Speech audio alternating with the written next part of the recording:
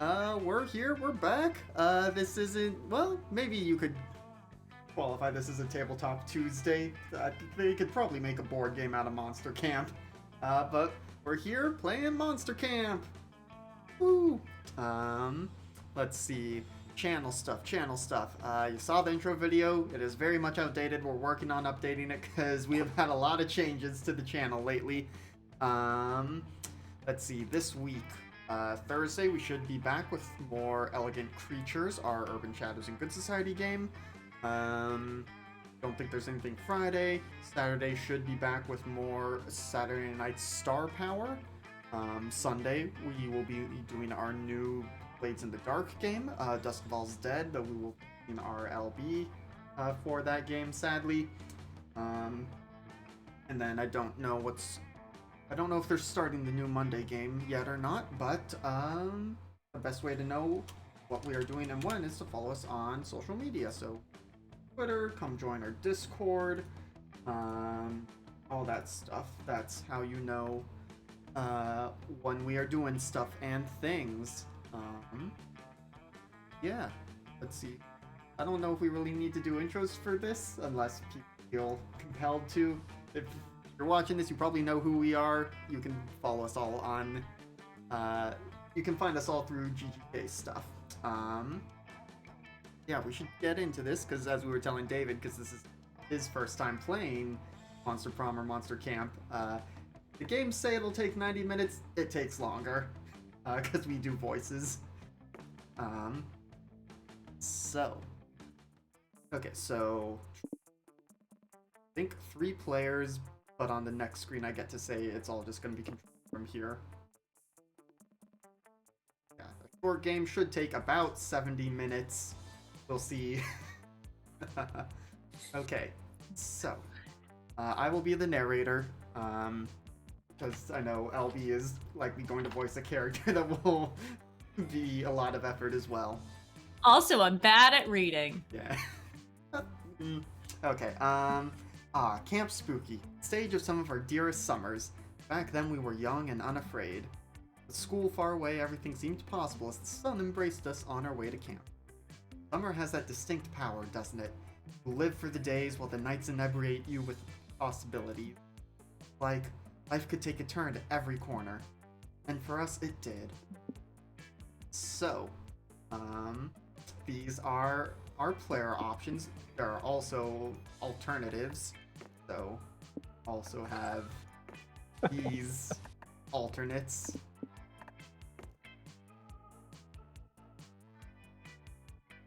So, Alex, you be player 1. Okay, so yeah, I will be player 1, but David, as you are the newbie, are any of them calling out to you that you want to lay dibs on? I want to be octopus in a hat. Okay, sounds good. Yeah. Alright, let's see. Then I will be, I will be this guy. Shadow person. Yeah, they all kind of have names, so you either just go color the character's name, or you can do custom name. So Alex, and then you can do your pronouns, he, her, they. So then you pick the 3 things you are bringing with you to camp, and this is a random selection of other things, and these will give you points to your various stat pools. So I have a hipster costume, a sock puppet, penguin mask, magma trekking boots, a pinata pool toy, a vampire sun hat, a sketchbook, a smallest violin, or a multi-tool. So I'm gonna pick multi-tool, which gave me smartness and boldness, it looks like, smallest violin, for smartness and creativity. And you don't need to worry too much about the stats at this point. Actually, I should have just done just pack random. Let's do the magma trekking boots. Okay, LB, who do you want to be? I want to be other fire person. Okay. This one? Yes.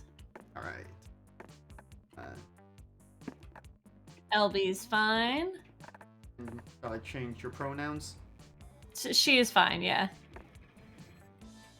All right. So you have instant post camera, pocket therapist, Sudoku Rubik's cube, penguin mask, sock puppet, sketchbook, Iron Maiden sleeping bag, the Sword of Roar, King of the Lions, or a BFS braceless kit, All right, I want a middle top pocket therapist. pocket because we all need one. Mm-hmm. The camera Instant post camera. and the Iron Maiden sleeping bag, please. All right. All right. And this is one of the best ones, Noodles. I'll be Noodles. That's fine. David's fine. And pronouns he. Yep. All right. So you have the Colt Ring, the Book of Orgy Etiquette, Marshmallows, Chess 2, Fake Noble Title, Flashback Light, MC Griffin EP, Campfire Songbook, or Shades on Fire. Shades on Fire. Right? Oh, I don't know. The flashback light sounds fun. Okay. And we'll do orgy etiquette. Because you never know. Yep. It's important. Yep. Yeah. Especially It's important at to follow Monster the I Camp. don't know the etiquette. Uh-huh. Yeah. One might say that the Monster Prom had hardened us on the highs and lows of love. But no, in love we're always absolute beginners. Summer camp was no different. No one talked about it, but the idea of a summer love loomed over our heads. So now we get to meet the romanceable options. Close to last day of camp, there was a meteor shower happening just 2 weeks away.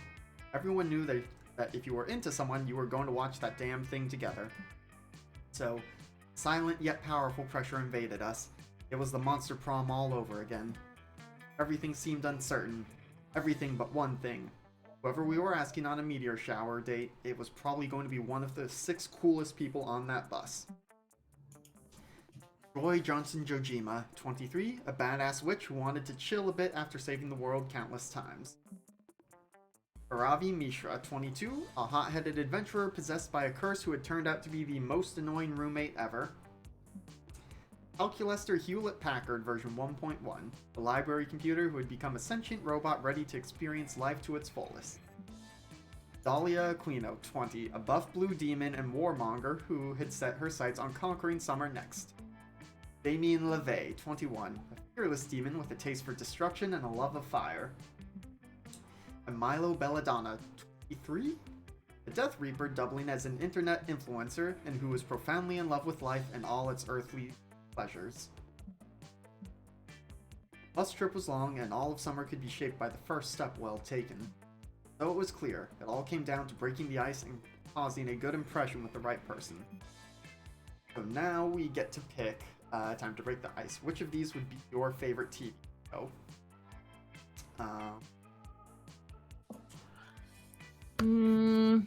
So I'm picking first. I will go fantasy adventure series, I think. I think I'm gonna go game show. I think you can pick the same one. You but can. Generally, we play with trying not to swoop each other's dates. Alright, I'm gonna go with anime. Alright. Oh, okay. I was expecting to get Arva from that. So, one of you two will voice Joy. Do you want to voice Joy or do you want me to voice Joy? You go ahead. Okay. Oh, I didn't know you were a fantasy adventure fan, Alex. It's pretty much my favorite TV genre, too. Although for me, that stuff is basically slice of life. If you're intrigued by the idea of fighting against the looming threat of evil while also juggling a love triangle on the side, you should see my Monday schedule. But hey, if that's what you're into, maybe we actually have common ground while we're at camp. We could hang out more. Okay, and LB gets Aravi. David, you should probably voice them just so that I voice your interest. Got it. So Aravi has Aravi and Hex, so you'll do both of them. Got it. You're into game shows too, LB? Hex and I can't get enough of them.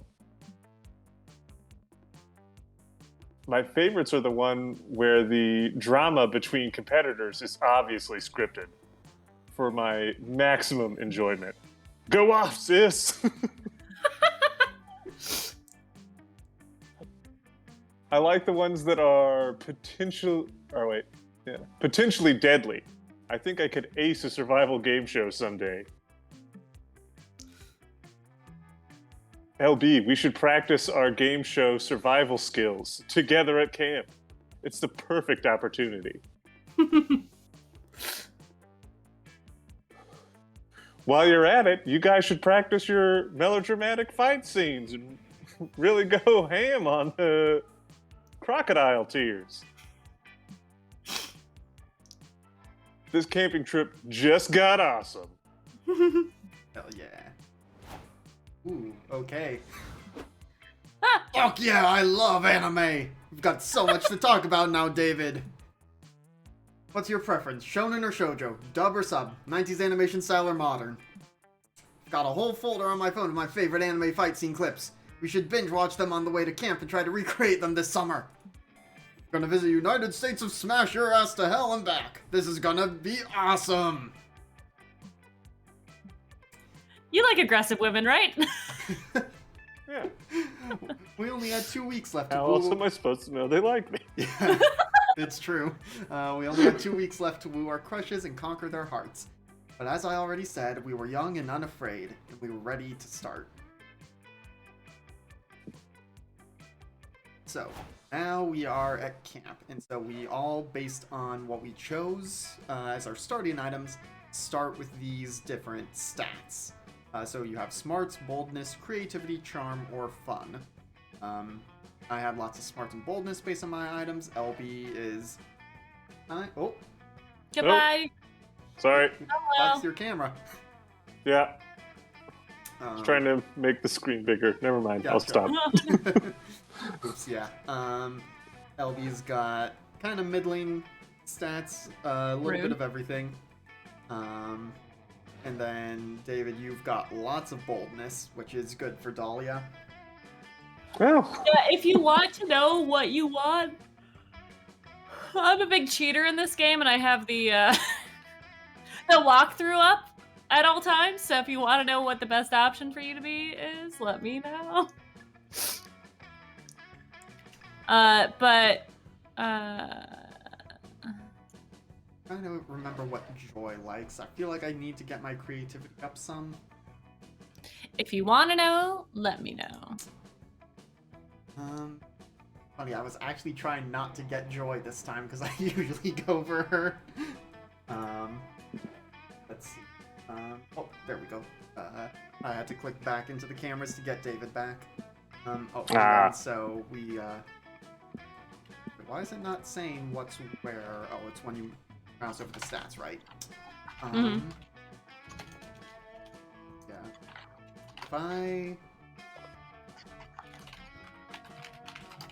I'm just trying to make sure, again, that we don't steal each other's stats and stuff, because we all like to, we generally like to help each other succeed Yeah. in this.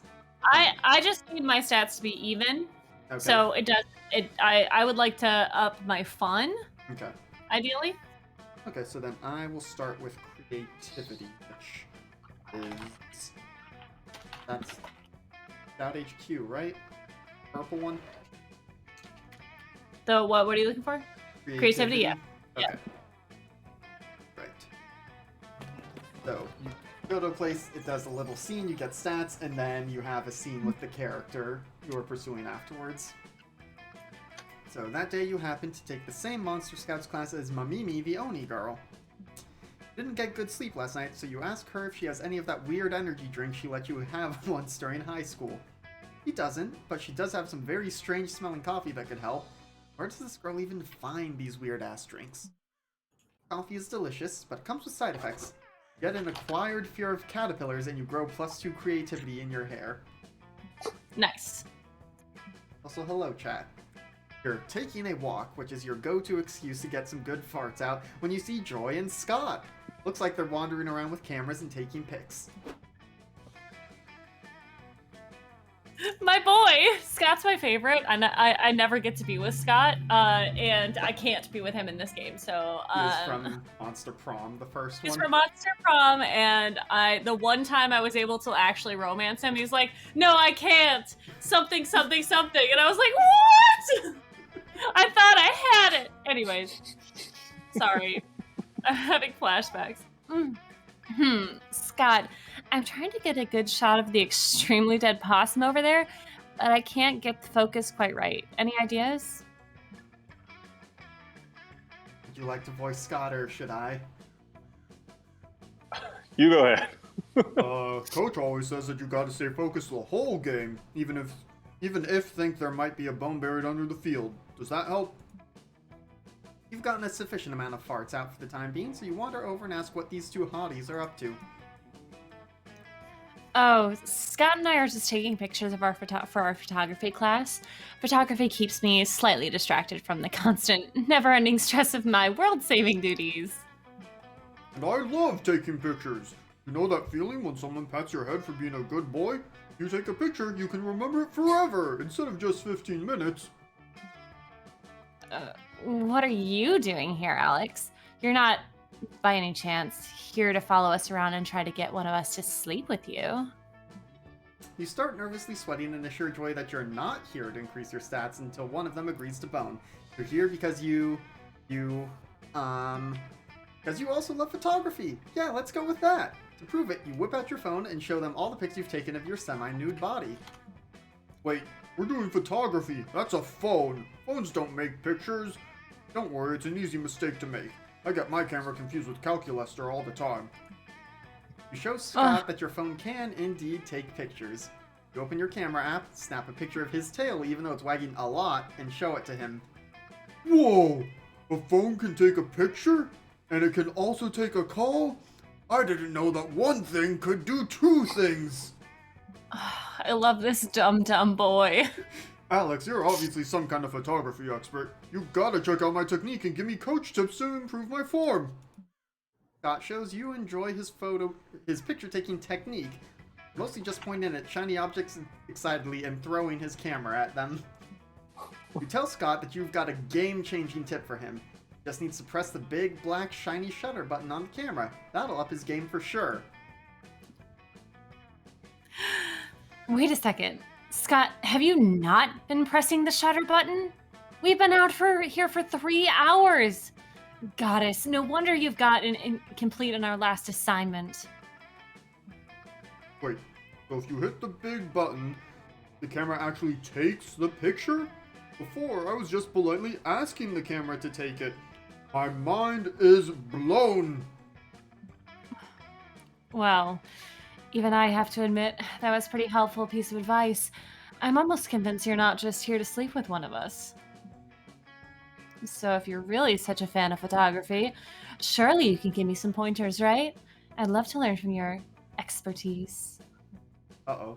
Joy's calling your bluff, and she'll be way less easy to impress than Scott. You'll have to convince her you're a real pro, or you'll yet again be exposed as super horny. So, Alex, why don't you tell me, what's your biggest photography secret? So now it offers me two choices, and I want to pick the one that will play into my better stats. But I don't necessarily know for sure. It's not always clear which answer is tied to which stat. And if you choose wrong, it goes very bad, usually. Oh, this game is relentless. So, You lose stats, but also, like, the words that they, like, the storyline that goes out, it's like, how dare you, you're a terrible person. And you're like, I'm sorry, I made one mistake. Yeah, which is why LB often cheats, because this game is brutal. I cannot disclose photography's biggest secret, Joy. I'd be betraying photography's trust. Or, okay, so you knew about the button to take pictures, but what about this other secret button? It's to take better pictures. And so I feel like the second one is smarts, and the first one might be charm.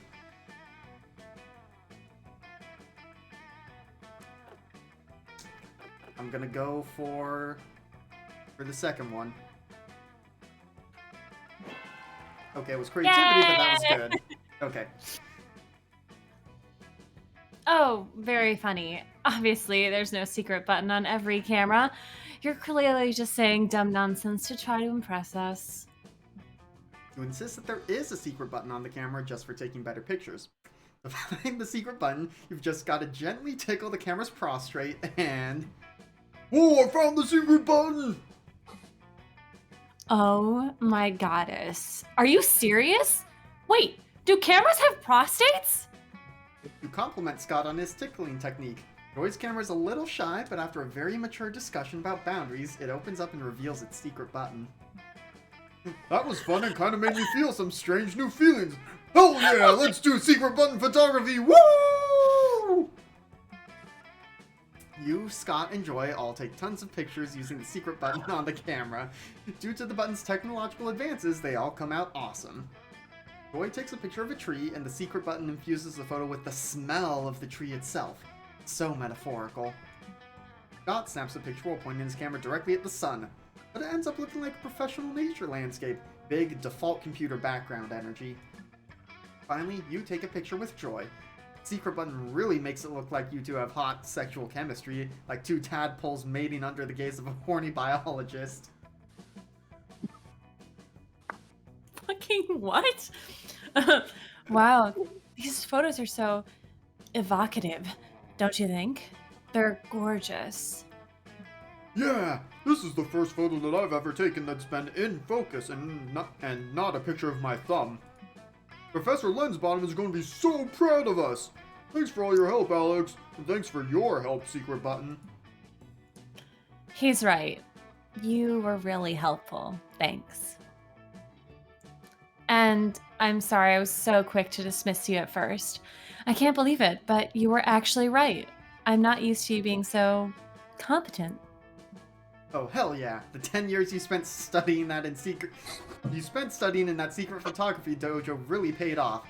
You gained 2 new Flickr followers along with +2 smarts and +1 fun. Alright, LB, you wanted your fun up? Please. I believe that is the lake. Yes. While looking around the lake for a private place to take a pee, you find a treasure map buried in the sand. It leads to an X in the center of the lake.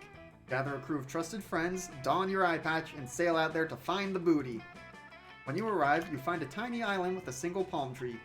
Pick up a box that says open in case of a very boring day. Open the box and find +2 fun. Arrgh. Ah! Later, you're minding your own business sunbathing when you hear nearby laughter. Look over to see Polly and Scott talking at the edge of the lake. Well, Mama said never to eavesdrop, but Mama nonetheless raised a horny, nosy SOB, so you decide to listen in. LB, you should probably be Polly. Yeah. Oh man, Scotty, you should see her face. It's hands down my favorite Slayer prank yet. I don't really get it though. You told her there's a friendly lady at the bottom of the lake? Yeah, and that she'd give a worthy warrior or whatever a legendary weapon and aid them in their adventures. Now she's gonna wander over here and try to swim for it. She won't find anything. Classic. Oh, do you think she'll drown trying? Then I can finally have another ghost buddy. I've always wanted to have a social group I could possess an entire boy band with. But isn't lying to Ravi about something she's really passionate about kind of mean? No, silly. It's like that time I told you all of your favorite stars are actually your friends, but they can't hear you, so you gotta scream at them. It's not mean if it's funny. Oh, but that wasn't a lie because you're my friend and you'd never lie to me. So I guess what you told Ravi is true.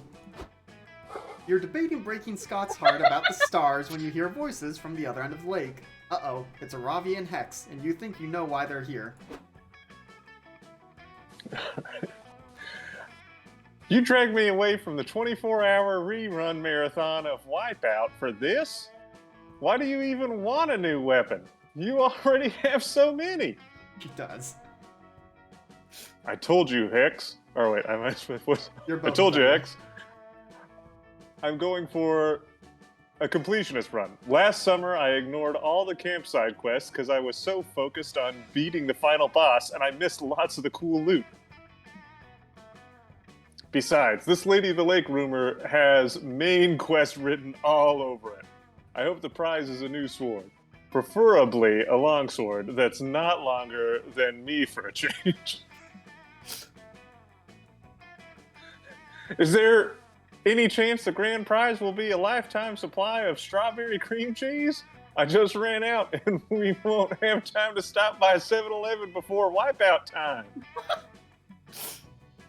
We are not going to 7-Eleven. Yeah, no duh. I just said there wouldn't be enough time to. Shut up. I need to focus on summoning this Lady of the Lake and getting my new amazing sword. She should appear any minute now.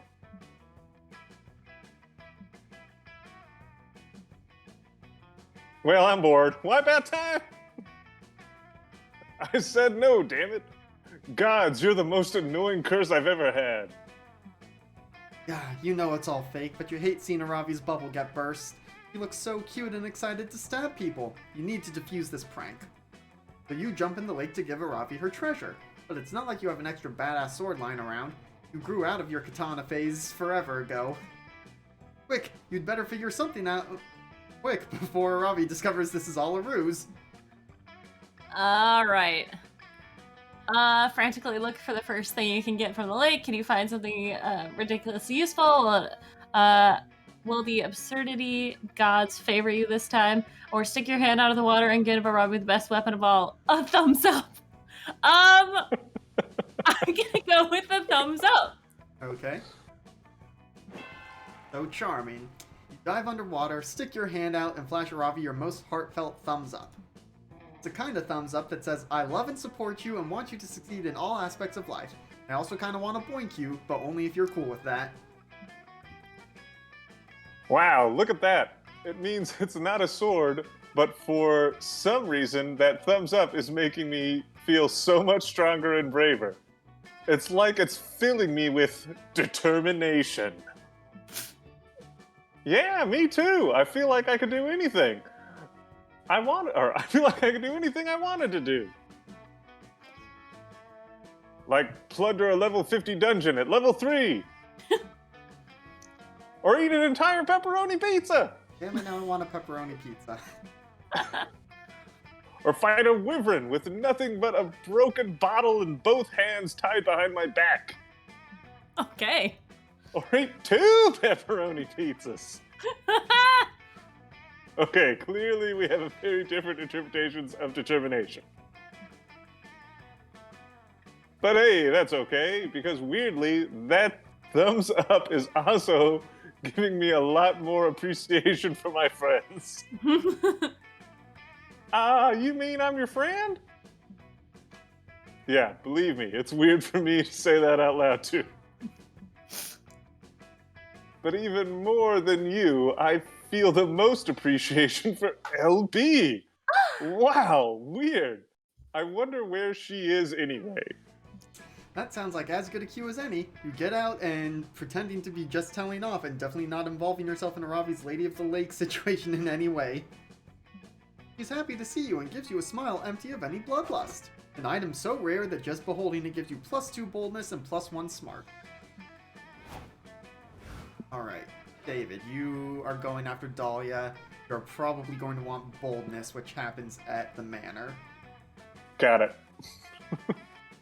LB, do you know if there's anything else David should be focusing on? You need to max out any one singular stat. Okay, so probably just stick with boldness. Sorry, boldness, yeah. All right. In the haunted manor, a voice whispers from the walls in a frightening voice. David, can't escape your fate. Soon gain boldness. But after that, something weird will happen to you. It could be great or terrible. Just love the faces you're reading. Advanced Demon Summoning 3. Heck yeah. You don't want something potentially terrible happening to you. You stay put to be sure you don't get extra boldness per the voice's prediction. Look at you, trying to defy destiny itself. That takes some bravery. Here, have +2 boldness. Damn it! Hey, David! Get your sorry ass in here! We found a room in the manor that isn't haunted somehow. How did we all end up in this scene? Yes! You follow Dahlia into a room only to find that it is fucking crawling with ghosts. Oh, don't worry about them. It's just where the ghosts go and we're on break. No spooky stuff at all. Yeah, and I'm taking advantage of their relaxation by killing them for bonus XP. Hey, I thought we said we weren't gonna fight any ghosts in this room. We did say that, but actions speak louder than words, Joy. My therapist taught me that. Guys, there's writing on the window over there. You didn't tell me there'd be reading in this room. At least it's written in blood. That's kind of cool. I know what you did last summer. Huh. What's that supposed to mean? It means I know what you did last summer. Oh, phew, it's just the knife guy. Hey, knife guy, do you know what the writing on this window is about? My name is Jerry, not Knife Guy. You can't just ask me to tell you what you did last summer. You did it, you should know. But if you also know, shouldn't you be able to tell us what specific thing you're referring to? Ugh, you guys just don't get it. You're supposed to frantically ask yourselves that question before dramatically remembering the answer right before I stab you. Here, maybe it'll help if I stab you all a lot. Ugh, I can't believe you don't remember. So rude. You'd hate to be rude and also to be stabbed. Luckily, you're pretty sure you know what event from last summer Jerry is referring to.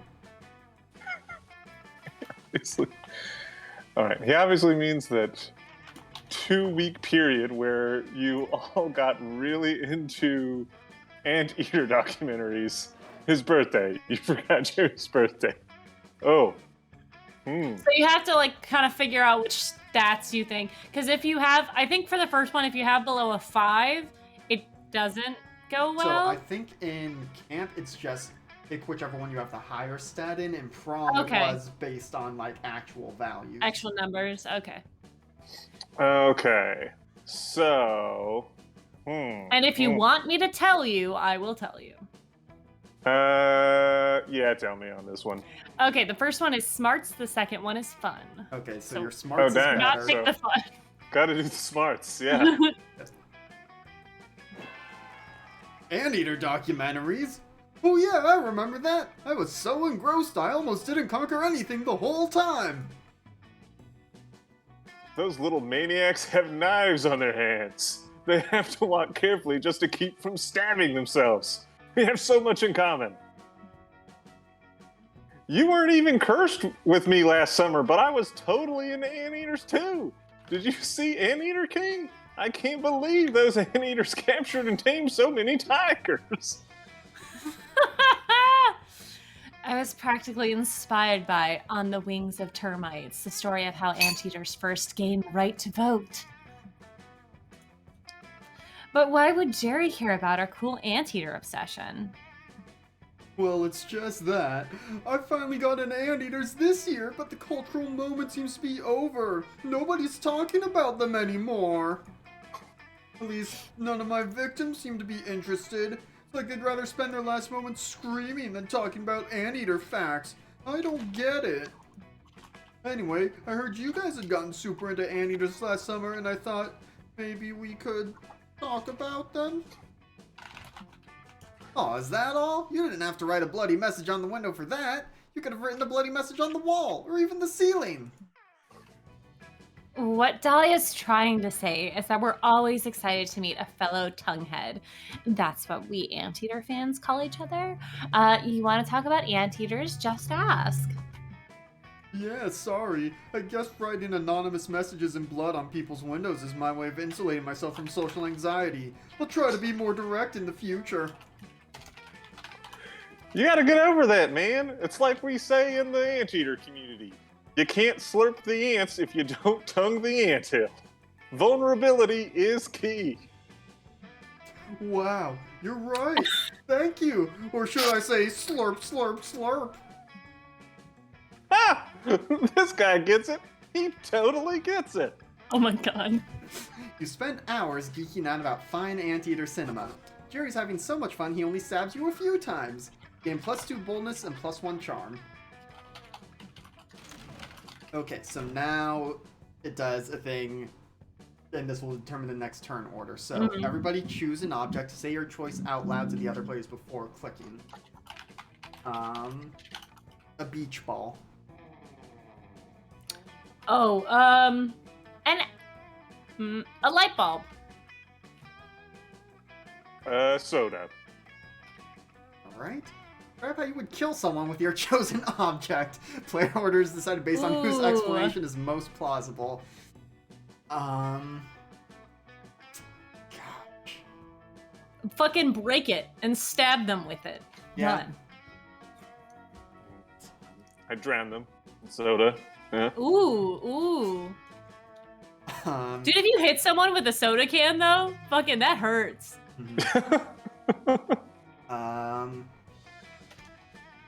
I mean, I think I would have to deflate it and then, like, smother them with it. But I think LB, then David, then me. I think so, too. LB, then me. Alright, so now for the evening, we have another round of picking where to go. Okay, can I get my, let's see, why don't I do, does anyone need anything specific this time? Well, David's doing boldness.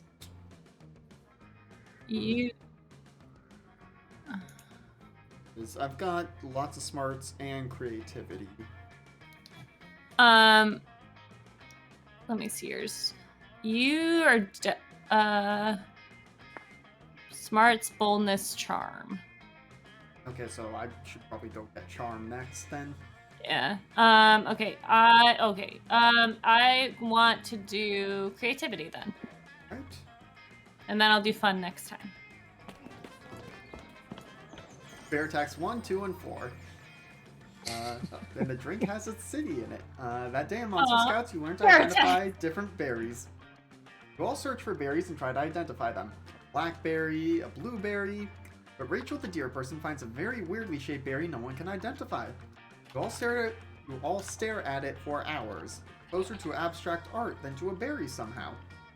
It's a true think piece. It forces you to reflect on berry inequality. Although there are no easy answers to the questions it poses, you all gain +2 creativity from the experience. Water break.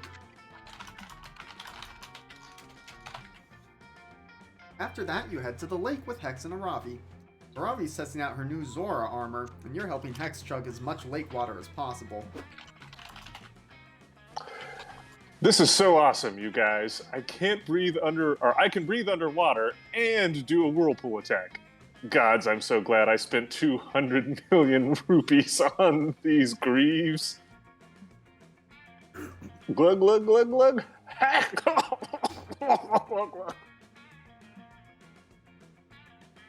Sorry, my mouth was full of lake water.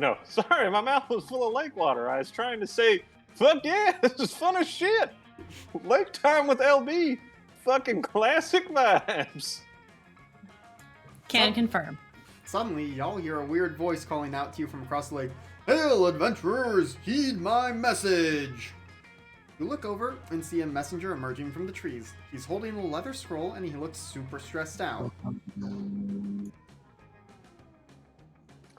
Huh, that messenger looks familiar. I swear I recognize him.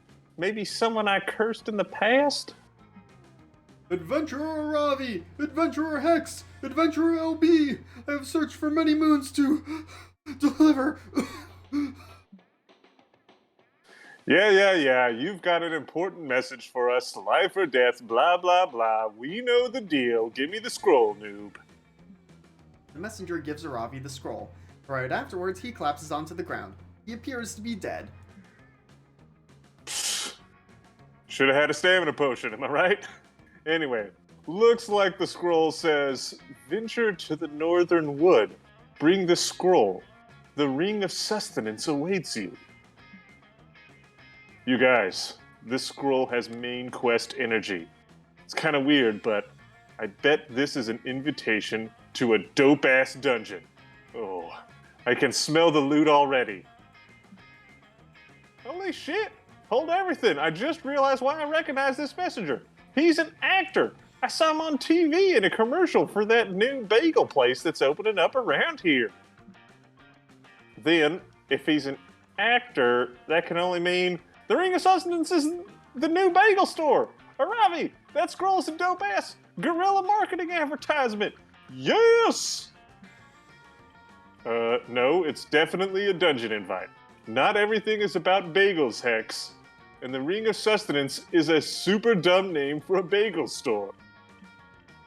Psh, not everything is about motherfucking dungeons, little miss dungeon liker. You know what, Hex? I do not like dungeons, and I do like dungeons, and I'm not ashamed of it. You green fart cloud.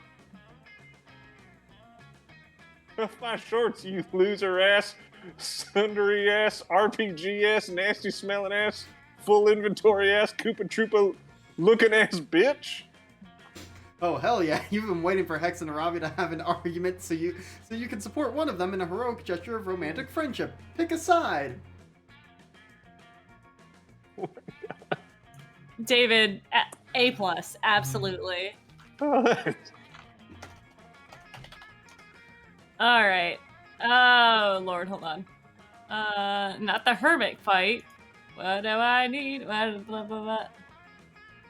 Hex is right, I just found that messenger's IMDb page. His name is Todd Zombiehead, and he's defo an actor. Or Aravi's right, that's no actor, and I can prove it by hurling his corpse into the sea.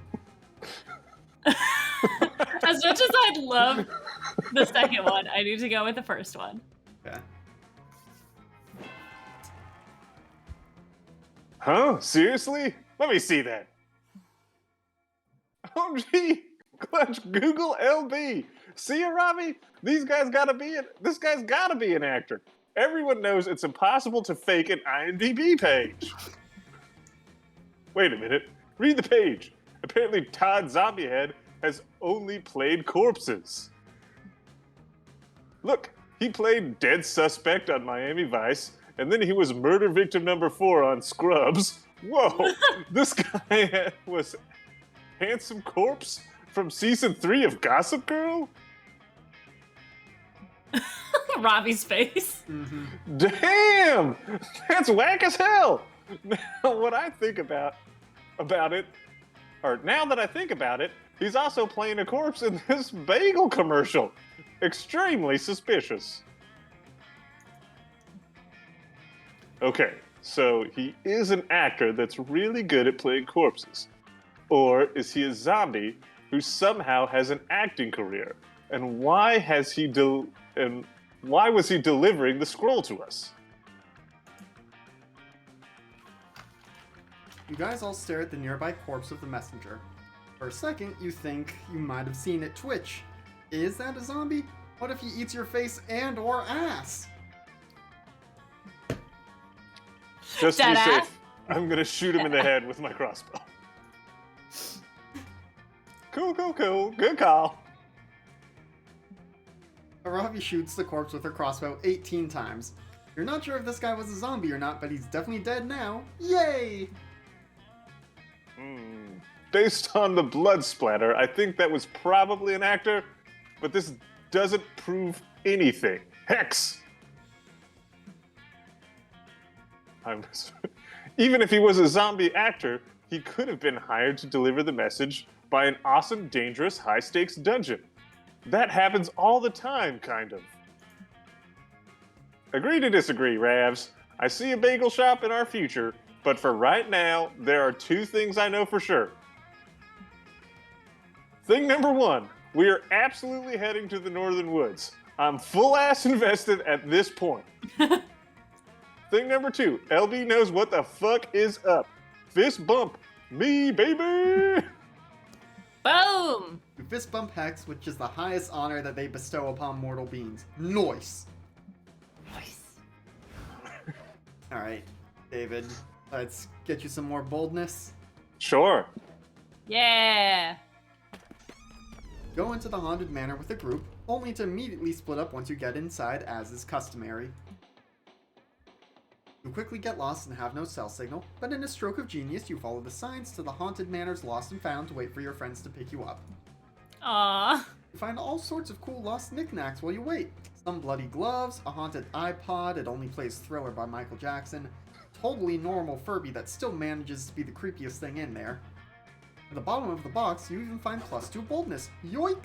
Who in their right mind would throw that away? Later you find Dahlia punching a rock. This would normally be pretty standard, but you realize her expression has a shade of sadness. Go ask if she's okay. She's not. Oh, hi David. You must be wondering why I, Dahlia Aquino, am not in my usual cheerful disposition. I know you all expect me to keep morale high, as I am the unquestionable leader of this camp army of ours. You have literally never seen her as that, but you're not about to interrupt her. You see, I've been lately enjoying the many pleasures of summer as I get closer to my goal of having the best summer ever. But might all these pleasures be making me weak in the process? I've been so focused on summer, when before my only season used to be conquest season. I think we all know what the problem is. It's Damien! Yeah, my whole thing used to be being Damien's rival, conquering the 8th circle of hell and all that. Summer camp has opened my eyes. Damien is like super lame. That idiot has 0 survival skills. I saw him checking a tree's bark to find the nearest McDonald's. He's the silverest of the silver spoons. It's disheartening. Cannot see that Wimp as a rival anymore, but a healthy rival is an essential part of a warlord's structure to remain strong. I know this because I've watched all kinds of informational documentaries on being strong, such as Dragon Ball and Naruto. I think one of those was even filmed by Michael Moore. So I got worried that I would become weak by having no rival. I started punching this rock in the hopes that we'd become sworn enemies, but it's not working. You tell Dahlia you'll become a rival. A rivalry to remember. Nah, you're just saying that so we can build some sort of sexual tension. I don't blame you. Anyone would leap at the chance if it meant they'd get a spoonful of this buff, beautiful blue bod. But enemies to lovers sounds like more of an Aravi or a Joy thing. Not my jam, though. Sorry. That sucks. But if Dahlia's not into sexual tension with rivals, maybe she's into intimacy, trust, and eventually sexual tension with good friends who help her in an hour of need. Alright. Don't overthink it. Jump head first into it. Punch the first person who crosses your path, and let rivalry blossom over time. You surpass Damien's level by far. But what if you had a rival that was a horrible creature made out of 14 Damiens. that may level the playing field? Alright. I'm feeling like the first one is boldness, right? Probably. Probably. I'm gonna go with the first one. Dahlia takes her word for it. When she hears some footsteps at her back, she punches before even looking. But the punch is stopped in a very anime way. It's a very athletic water nymph. Their eyes lock. Uh-oh. Hey, you have no right to punch that rock. That rock was my rival. Dahlia is smitten, but not romantically. Somehow you can tell she's smitten in a platonic rival way. They have a hella anime fight. Punches are thrown, techniques are used, they even shout the names of their attacks out loud. Kick of the rising salmon! The nymph screams while throwing the sickest kick ever. Whoa! Well, I totally named my techniques too. Headbutt of the rising Dahlia! That's also a kick, but who are you to judge? You're not half bad. You're not bad either. The name's Dahlia. Nice to fight you, Dahlia. I'm Daphne. Daphne the nymph. I'll admit, that rising salmon was kinda cool. But I could beat it in a heartbeat, you know? Ah, sure. That headbutt of the rising Dahlia. I must admit, I've never seen a headbutt done with your leg. So, you know, we could, totally fight any other day. Not that I care. Oh, no, me neither, but, I mean, I'm free on Wednesdays. Fighting you would be better than doing nothing. You're not, busy fighting anyone else. Nah, I lost my rival recently. a funny story. Nothing important. What? Me too, girl. Okay, truth time. I was just testing that rock as my rival.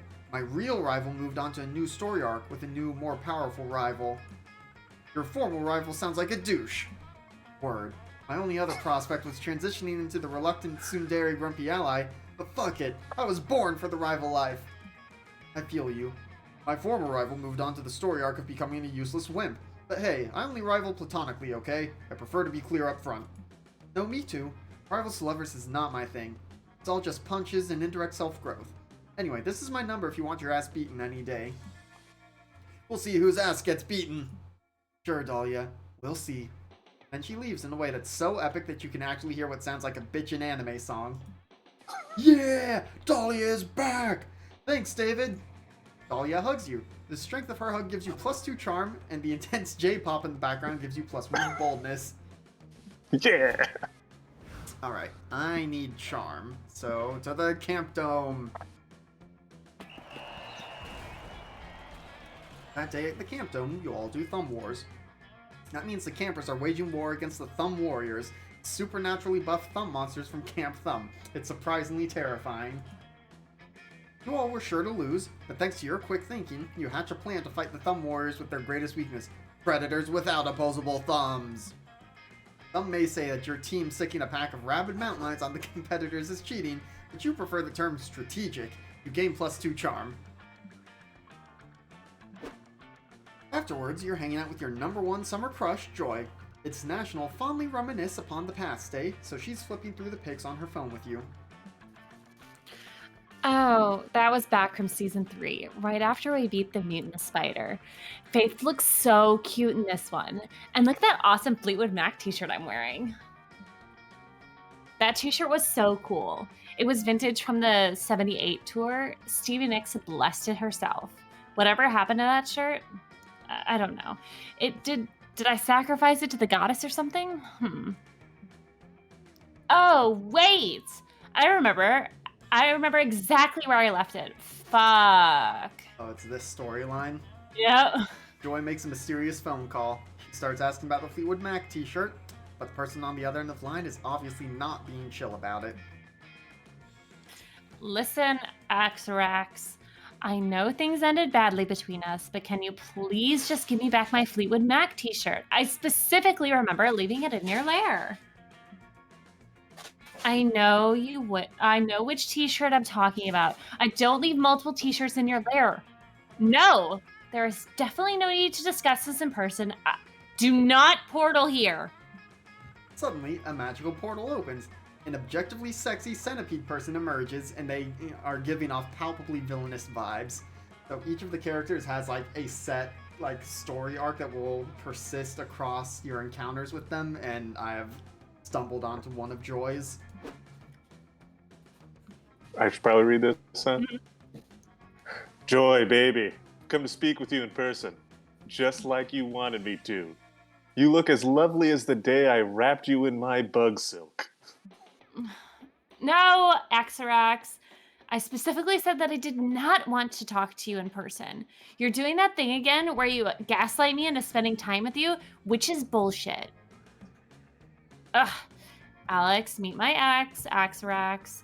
They're a magical evil centipede person that I defeated back in season 3. I know they look hot, but don't let your guard down. They mind control everyone in Philadelphia and tried to make the citizens jump into a pit of centipede venom. Oh, you make me sound so evil, Joy. But that's all in the past now, gorgeous. We should focus on the present and this very important t-shirt debacle. Why don't we ditch this third wheel? You and I can go out for coffee and talk it over. Or perhaps we can enjoy a romantic dinner. Do any restaurants around here serve pre-chewed aphids? Ugh. Axarax, if I go get one coffee with you, do you promise to immediately hand over the shirt? Show me the shirt right now before I waste my time. Oh yes. Let's check inside of my carapace. Oops, silly me. Looks like I forgot to bring the shirt. Guess we'll have to keep hanging out until my portal spell recharges. I've told you so many times that I am not okay with us hanging out because we always end up getting back together. It's a toxic cycle. But fuck it. I really want that t-shirt. Axrax is stressing out your potential thick goth GF. Unacceptable! Get that Fleetwood Mac t-shirt for Joy by any means necessary. Okay, so this one I have screwed up in the past, and it goes very bad. Set up a black market exclusively for buying and selling Joy's belongings. You'll trade for the t-shirt. Or, call the police and send out an Amber Alert for the t-shirt. Axrax can't hide from the power of a vigilant community. Which one do I want, LB? I've got... You want the smarts. You want the second one. Okay. Call the police. Call the police. Alright. An Amber Alert. That's you. An Amber Alert? Seems like it might be a waste of public emergency services. But it's better than watching Axrax drink coffee through their proboscis. Boscus.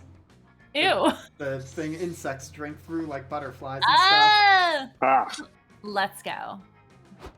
You enjoy, go to the police station and file a missing t-shirt report. Describe the t-shirt. Beloved, vintage, smells like heavy metal concerts and burning sage. Police officers are super concerned. Did you say this was a Fleetwood Mac shirt? And it was vintage? This is serious! We're assigning our best detective to the case. Yes, it's me, Detective McBooty. We're going to find that missing shirt, officers. Remember, the first 24 hours are the most crucial to keep this case from going cold. I've sent out alerts to all local cell phones. We'll be conducting interviews with t-shirt lovers in the area, and community search parties will begin immediately. Oh, wait, I appreciate the help, but you're misunderstanding. We already know who has the Fleetwood Mac shirt. It was with my ex, Axrax. A true detective never works off of assumptions. We will get your t-shirt back. Through the power of deduction and evidence, my dear Joy. 6 hours later, Detective McBooty concludes that, yeah, Axrax definitely had the t-shirt. Duh. You there, bug person! Detective McBooty, FBI! Stop right there. Hand over the Fleetwood Mac shirt and we'll escort you to prison. wait, are you implying that I'll be taken to prison for stealing a single t-shirt? My God, the criminal justice system is even worse than everyone says it is. Oh, well, you're going to prison because you mind-controlled Philadelphia and you keep dissolving humans in your bug venom. But shirt stealing is also a serious crime. Ugh. You know I can open magic portals, yes? Your human jail will not hold me, McBooty. Tell it to the judge, Buggy. Ha! I got my shirt back, and I also got to see my ex led away in handcuffs. This is officially a great day. And it's all thanks to you, Alex. God, Joy is so fucking cute. He wears the t-shirt for the rest of the day. Turns out it really is blessed by Stevie Nicks. Stevie's blessing gets you +3 boldness. Hell yeah. Okay. Trade places. Everybody choose something bad. Say your choice out loud to the other place before clicking. The criminal justice system. Oh wow. Okay.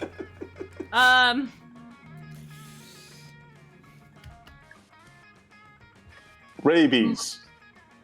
Murder. All right. A child. Let's see what it is.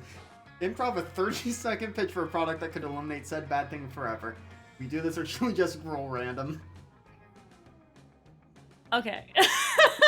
I've got a pitch. All right. Do we want to do a pitch or do we want to just go random? My pitch is just the purge. Well,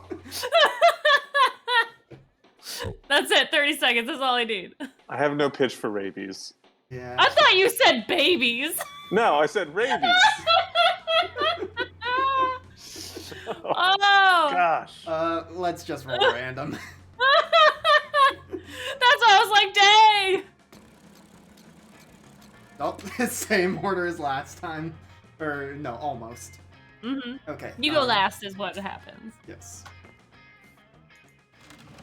Okay, so now it's nighttime, which is different. So, everyone... Oh no. Oof. Okay, this is gonna be tough because both of you, You and David, I. you and I have the same. Nope. LB and I, right? I forgot who is who and stuff. So David, you'll want to come sit here, and it's basically going to be a scene between the two, and it will be very obvious which one you want to pick. For us, it's going to be more complicated. LB and I could both sit on the empty log together and let like one of us bump stats, or someone could go talk to Mothman, but that'll leave whoever Mossman. That'll leave whoever sits alone shit out of luck. Well, you can sit over here. Like, one of us can sit with the people. That's true. Let's see. We should probably do this and then take our break. Yeah. So, yeah, let's do David's and then we'll figure out the other part. The ground is quaking. Birds are fleeing from their nests. A frantic newscaster on the radio is screaming that the end is nigh. Are you ready, LB, to be Damien? Oh, absolutely. I'm here. I'm ready. Is it the apocalypse? No, not quite. Damien and Dolly are just having another argument. 8, 9, 10! Ha! I lit the campfire 10 times and you said I couldn't. But as I've proven time and time again, I can do anything. No, the bet was that you can't lick the campfire 10 times without burning your tongue. And you couldn't. That obviously means that I'm superior, demon, and the hotter fuck. Hey, you can't prove that my tongue hasn't always been this blackened and bleeding. This bet wasn't fair. Face it, doll. Anything you can do, I can do better. Give me 10 minutes alone with this campfire, and I guarantee you, I'll tongue it to perfection. Okay, first of all, you. Second, you got to choose the last bet. It's my turn to make you look like a little bitch. Ooh, I bet you can't stab your hand 16 times without screaming. We did that one last night. I still have the knife sticking out of my palm, stupid. Oh, right. I thought that was just a weird new piercing. Who says it isn't? Wait, I've got it. I bet you can't fit 12 whole giant marshmallows in your mouth. No way you're getting out of this one, you little red weenie. Fuck you, yes I can! You have no idea what I can fit in my mouth. You have no idea. Well, if these two are set on this bet, why not make it a little more interesting? What's something you could get them to wager on this marshmallow challenge? Okay.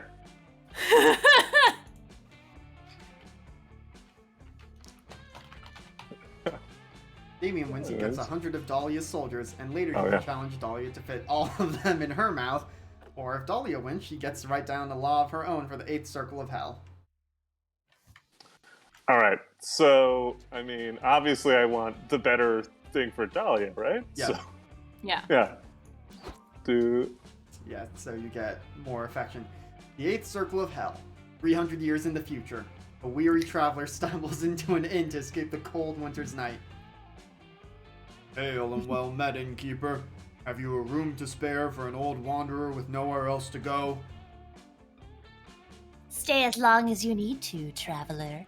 However, if you wish to stay here in the 8th circle of hell, there is a law in which you are bound. It is a strange law dating back almost 3 centuries.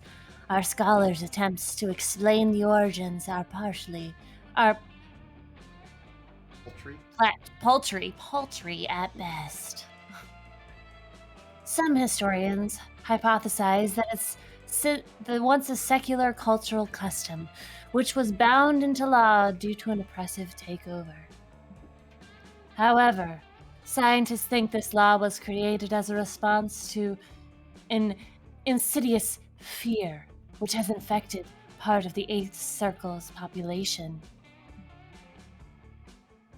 A fever which the reigning prince had accidentally spread in his arrogance, and henceforth covered up with an act of imperialism. How strange. Tell me, what is this bizarre law that I must perform? Everyone has to breakdance to Night Fever by the Bee Gees as a way of greeting!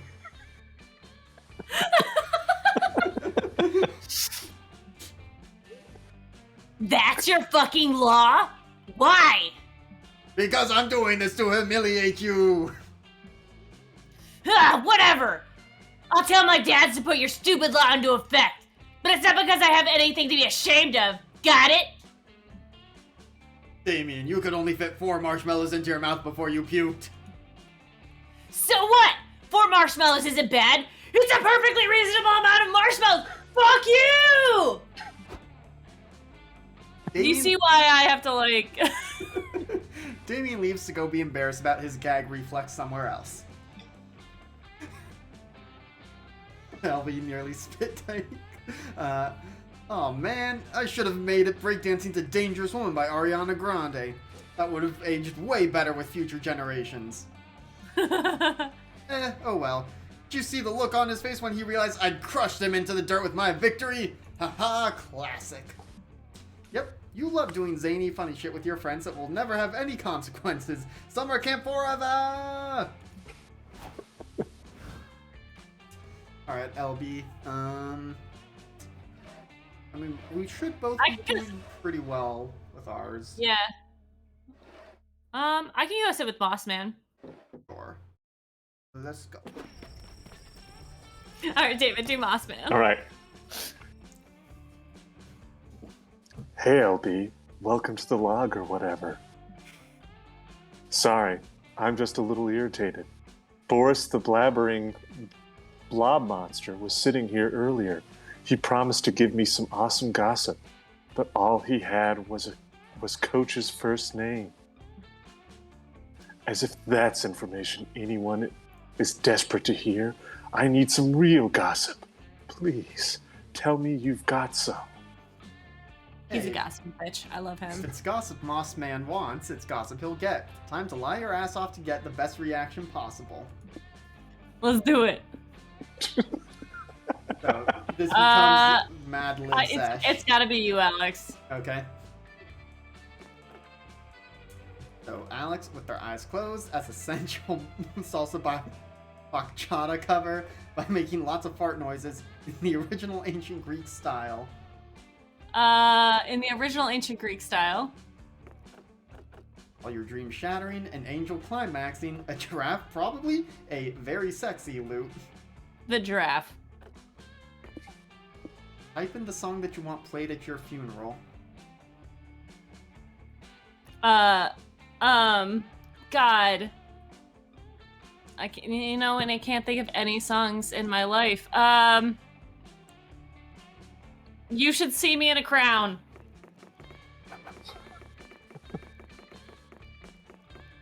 I'm sure there's something clever. Oh no, it's not. Okay. Another one bites the dust. Another one bites the dust. Thank you, David. The go-to. Oh No! no! Replace one with the number one. Ah! Clever, clever, clever. Promise that's the number one. We got it. Yeah. Oh, now that's some great gossip, LB. My spirits have been lifted. Hope you don't mind if I go tell absolutely everyone what you said. Luckily, your campmates are all a bunch of gossipy dweebs, so it's not long before you hear someone repeating your rumor. Okay, so it brought up my stats, because they can change from this. Oh, she's so cute! Yeah. This one too? We can Sure. cycle through All right. them. Hey, have you heard the gossip about Alex? Listen up, because this is juicy. One night, Alex was at a karaoke bar with his friends when he was challenged to a riff-off. Ooh. The challenger was good, too good. Their rendition of Baby Shark had the audience nearly in tears.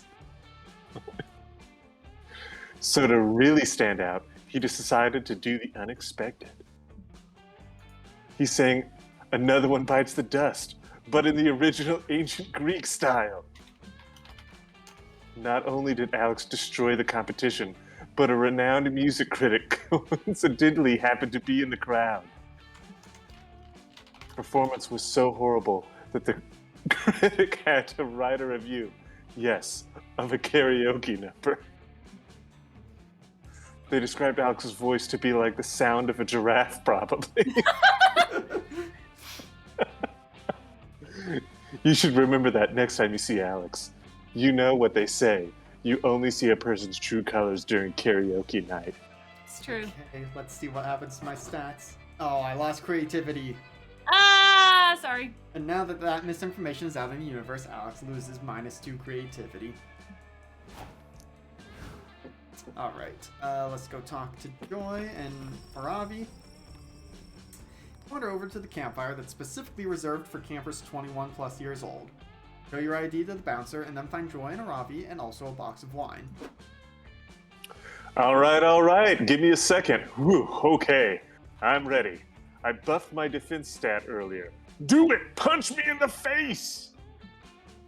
I don't know. I don't think I can do this. You're moving around too much. Stay still, you frickin' baby. Do it, Joy! Be the change you want to see in the world! All right, Aravi, here it comes.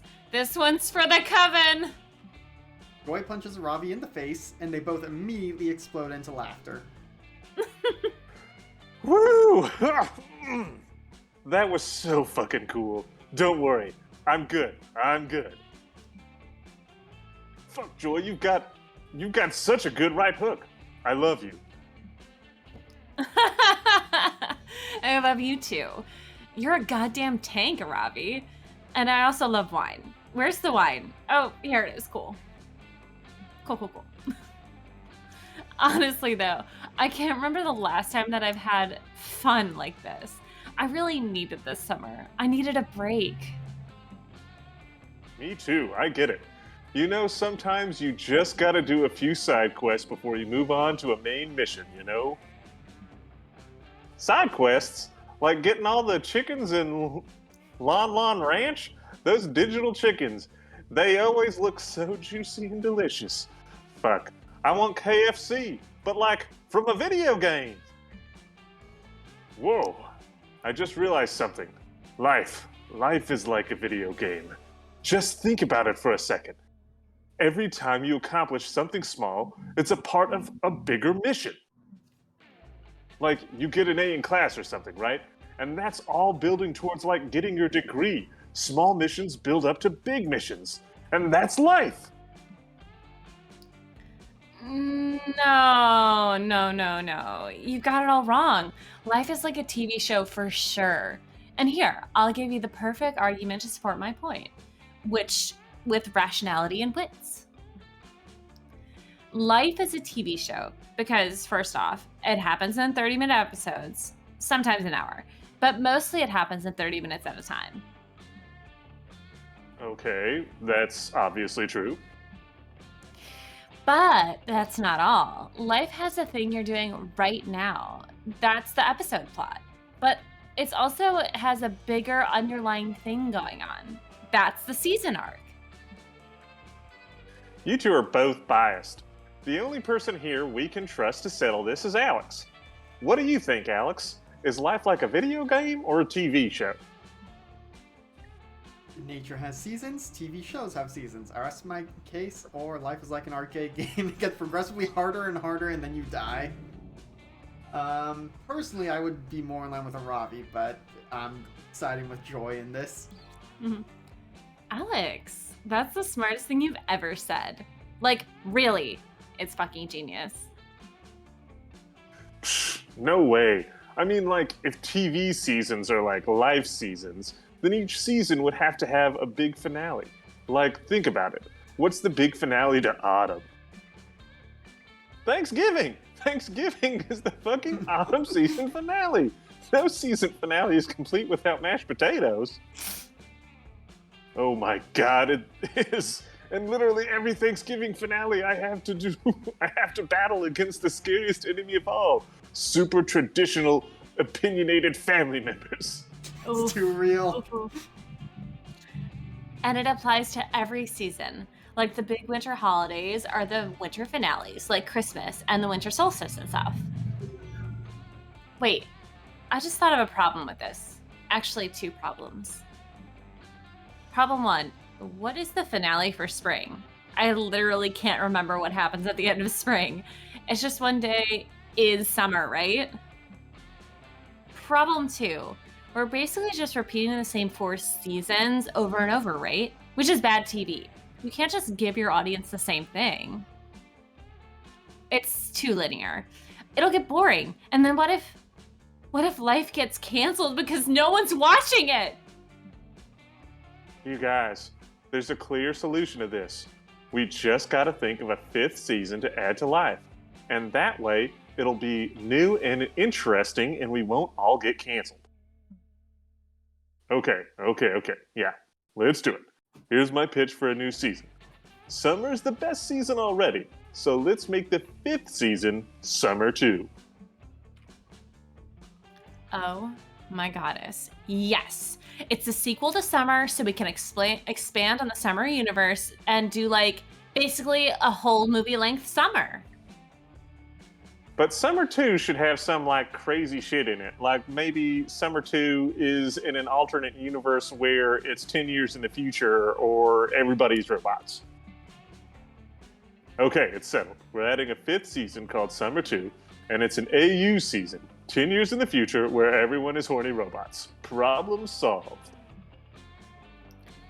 And in an emergency scenario, we could also just get some some guest stars to come in for the spring to spice it up a bit. So we have a plan B just in case Summer 2 is over budget. Wow. I never thought I would say this because I'm literally never wrong about anything. But I was wrong. Life is like a TV show, Joy. Ha! I knew you'd see the light. But I probably should give credit to Alex's infinite wisdom. Alex, you're just so wise. Wow, this is the first time you've ever been called wise in your life. It's coming from Joy, the wisest character in this game and your #1 summer crush. Ah. Okay, so it's telling us to get our flasks. We are gonna go refresh ourselves and get, more things to drink and hydrate and stretch and all that good stuff. And then we will be back to continue Monster Camp. So we'll be back in 5 to 10 minutes. Don't go anywhere. Hello, Internet, we're back! And we're ready to get some drinks at camp! Woo! Alright, so because I'm controlling it all, we have to take a gamble. That weekend, you visit your good pal Juan. He knows a thing or two about getting wasted. Bueno! Look who's here! I was just experimenting with these drinks here. I was about to throw them away, but I have a feeling you're reckless enough to give them a try, right? What about this one? Okay, so the sake bomb. No idea if I got the recipe right. Wanna try it? Otherwise, you always have the mystery box. So. Okay, so the sake bomb swaps the stats of all the players but the one who picks it. So it would swap Alex and my stats. Or you can take the mystery box. How much do I screw you guys over if I swap your stats? I wouldn't be too bad off, actually. No, I just have to go for fun. Alright. I'll go for the sake bomb then. Alright. Yeah, no, totally. I was testing your common sense. And your best! Your prize is the drink you chose! Well, but you got the pina colada. What do you say? Will you take the drink of the day? Would you prefer the mystery box? Oh, okay, so this one lets me swap 2 stats. Okay, so you... Which doesn't matter if I'm getting your stats. But also the mystery box could be something bad, so I'm gonna go ahead and go with that one. We're all gonna be boring. Yeah, no, totally. I was testing your common sense. And your best. The prize is the drink you chose. Ooh, the spell shape. What do you say? Will you take the drink of the day? Or prefer the mystery box? It swaps all of your stats with another player. So it could be that we swap and swap back. Who knows? Do I Or you get could to swap pick? with David. I don't know. It doesn't say you do. Okay, so in that case, I will take the mystery box, and I may be screwing The myself here. mystery box! The box! The box! Sex on the beach? The mystery box! So bold of you! Hope you're happy with it. No refunds! It's good. I remember. Hopefully you do being yours simply first. good. Yay! Okay. Sex on the beach. I brought this drink to the next level, as you can see, because it's all pixelated. Give it a try. I assure you it'll be a fun ride. Okay, so bumped my fun way up. Mm-hmm. A pina colada is a concoction that will shake the inside of your own skull. Use 2 stats. See how the kick of this beauty makes those stats swap. Okay, what do you need? I think I need smarts, bold, and creativity, so you could just do smarts and creativity. That's true. Okay. Ah! Yeah, I tried to click on it. I'm a dumbass. Just do that.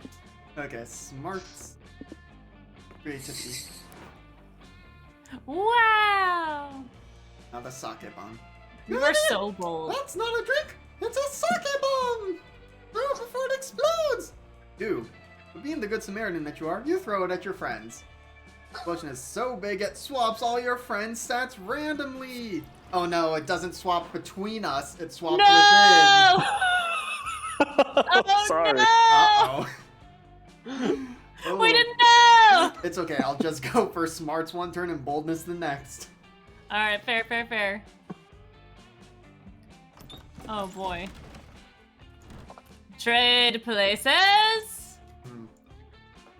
Choose a fictional character. Harry Potter! Geralt of Rivia. Ooh. Naruto. Alright. Player orders decided based on which character David is most similar to. Similar to. I feel like Harry Potter. Yeah. No offense. Right. But I Geralt, mean- what was yours? Naruto? Naruto, yeah. No, I'm definitely not like Naruto. How did or I say Geralt that? of Rivia. Naruto. Naruto. Naruto. They're both accepted. But definitely Harry Potter. I feel like you're more like, I would say you're more like Geralt, just because you have more of your, you have your head on straight, and you're not Okay. a crazy child. Sure. Mhm. So now we have another round of this. All right, Creativity for you. please. That day in Monster Scouts, you make each other friendship bracelets. Except the Monster Scout leader pairs you randomly with your friendship bracelet recipients, but I guess Larry the Lich doesn't feel left out for having no friends. You get paired with Larry. Surprisingly though, he's a great conversationalist, and he makes you a super heartfelt bracelet that imbues you with +2 creativity when you wear it. Larry sure is nice. Maybe there will come a day when he is cool enough to be your friend, or at least a romanceable summer fling option, but today is not that day. 4 hours later, you're out adventuring with Aravi and Hex. Y'all followed the scroll from that messenger, and now you're deep in the northern woods. Okay, so you're getting a plotline as well. You've already found several environmental puzzles and a few cryptic clues. Each solved puzzle, you draw closer to the secret location of the Ring of Sustenance. Strangely, all of the puzzles and clues so far have been vaguely bagel themed. Whoa! Once I rearranged these glowing stones to spell locks, a scroll appeared. Damn, that's some dope-ass Gorilla Bagel shop marketing. This promo slaps! For the last time, Hex, these clues are leading us to a dungeon, not a fucking bagel store. It's so obvious. You'll see when we get there. What does the scroll say? Psh, whatever, bagel hater. The scroll says, you near the end of your quest. Triumphant adventurers. Walk 2 miles to the north. The ring awaits you there. Whoa! Finally, we've solved these annoying intro puzzles, and now we get to dive headfirst into some sweet, say dunge. I gotta Dunge, yeah. bring this back up. All right, dunge. Gods, I hope it's multi-leveled with a super complicated layout. Totes, but just in case it ends up being a bagel shop, I should prep first. I gotta make sure my patented cream cheese utility belt is full of maximum flavors. Gross, but also, yeah, we should get ready. I should head back to my stash and optimize my inventory. I'm all short-ranged, high damage right now, if you know what I mean. Ravi puts a bag over your head and leads you to her nearest fully stocked weapons stash. Starts reviewing her inventory. Okay, just gotta pack it up for a full dungeon run. Let's go with 20 green potions for healing, 20 red potions for mana, and 400 apples, in case I need a quick +5 health. I'll need all 128 different types of crafting materials. Dungeons are unpredictable. You never know when a mini-boss is going to be weak against iridium core. And then I have my weapons, obvi. As of now, I've got 8 swords and 14 crossbows equipped, each with slightly different attack and range stats. Those are all 100% necessary. Damn, Aravi! Hoarder's my hoarding addiction called. They want their absurd collection of useless shit back. Okay, I have one last inventory spot open. Ooh, I know. I'll take the Axe of Golden Demise. I looted it off a Lightning Warlock mini-boss last week. Fuck that, Aravi. You know we share inventory space, and I need that slot. I'm planning to get covered in schmear, so I'm gonna take my package of 200 paper napkins. Napkins? They're a complete waste of inventory space. We're going to be fighting to survive in that dungeon, okay? I don't have time for your snack food nonsense. Dude, you take like 99% of the inventory space. You can't give me one slot? Where did you learn how to share? The toilet school? Ravi and Hex are fighting again, but luckily for them, you're an expert at conflict resolution. What's the best use for Ravi's last precious inventory slot?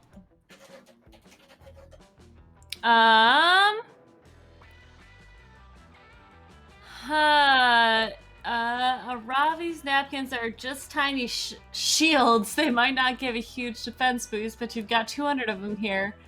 Mamma mia, that's a lot of shield.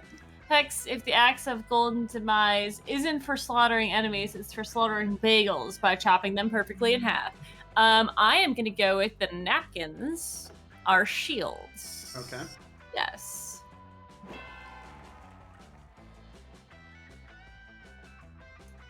Oh, seriously, using a napkin for a shield? That's totally bullshit. I mean, I guess you could technically equip a napkin, but it wouldn't... Aravi, aren't you always telling me not to judge a weapon by its flavor text? Come on, let's test it out. Fine. Just to prove that it is a completely useless inventory item, I'll equip a napkin as a shield. There, done. Now go ahead and attack me, and I'll prove it doesn't. Raw death tackle! Hex, use Death Tackle. It's super effective. Ravi takes negative 4.999998 points of damage. Whoa, Aravi, are you okay? I went into a little bit of a bagel fog there. Kind of blacked out. Hex, it worked. Did you guys see that? I took 0.00002 less damage points than usual.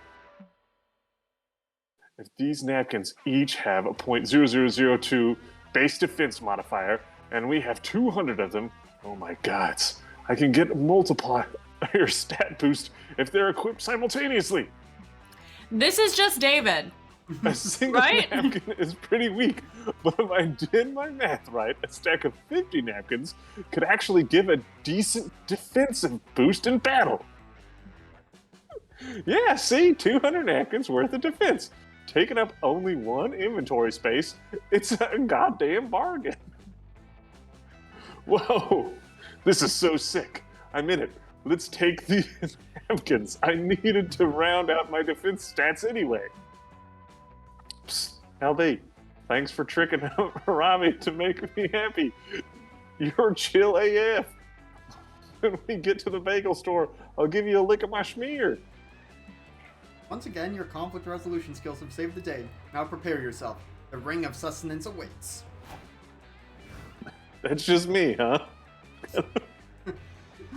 No, all the stats and stuff, not the schmear licking. Okay. Okay, let's see. I need smarts and boldness. Just deciding which one to go with first. Go with smarts, I think.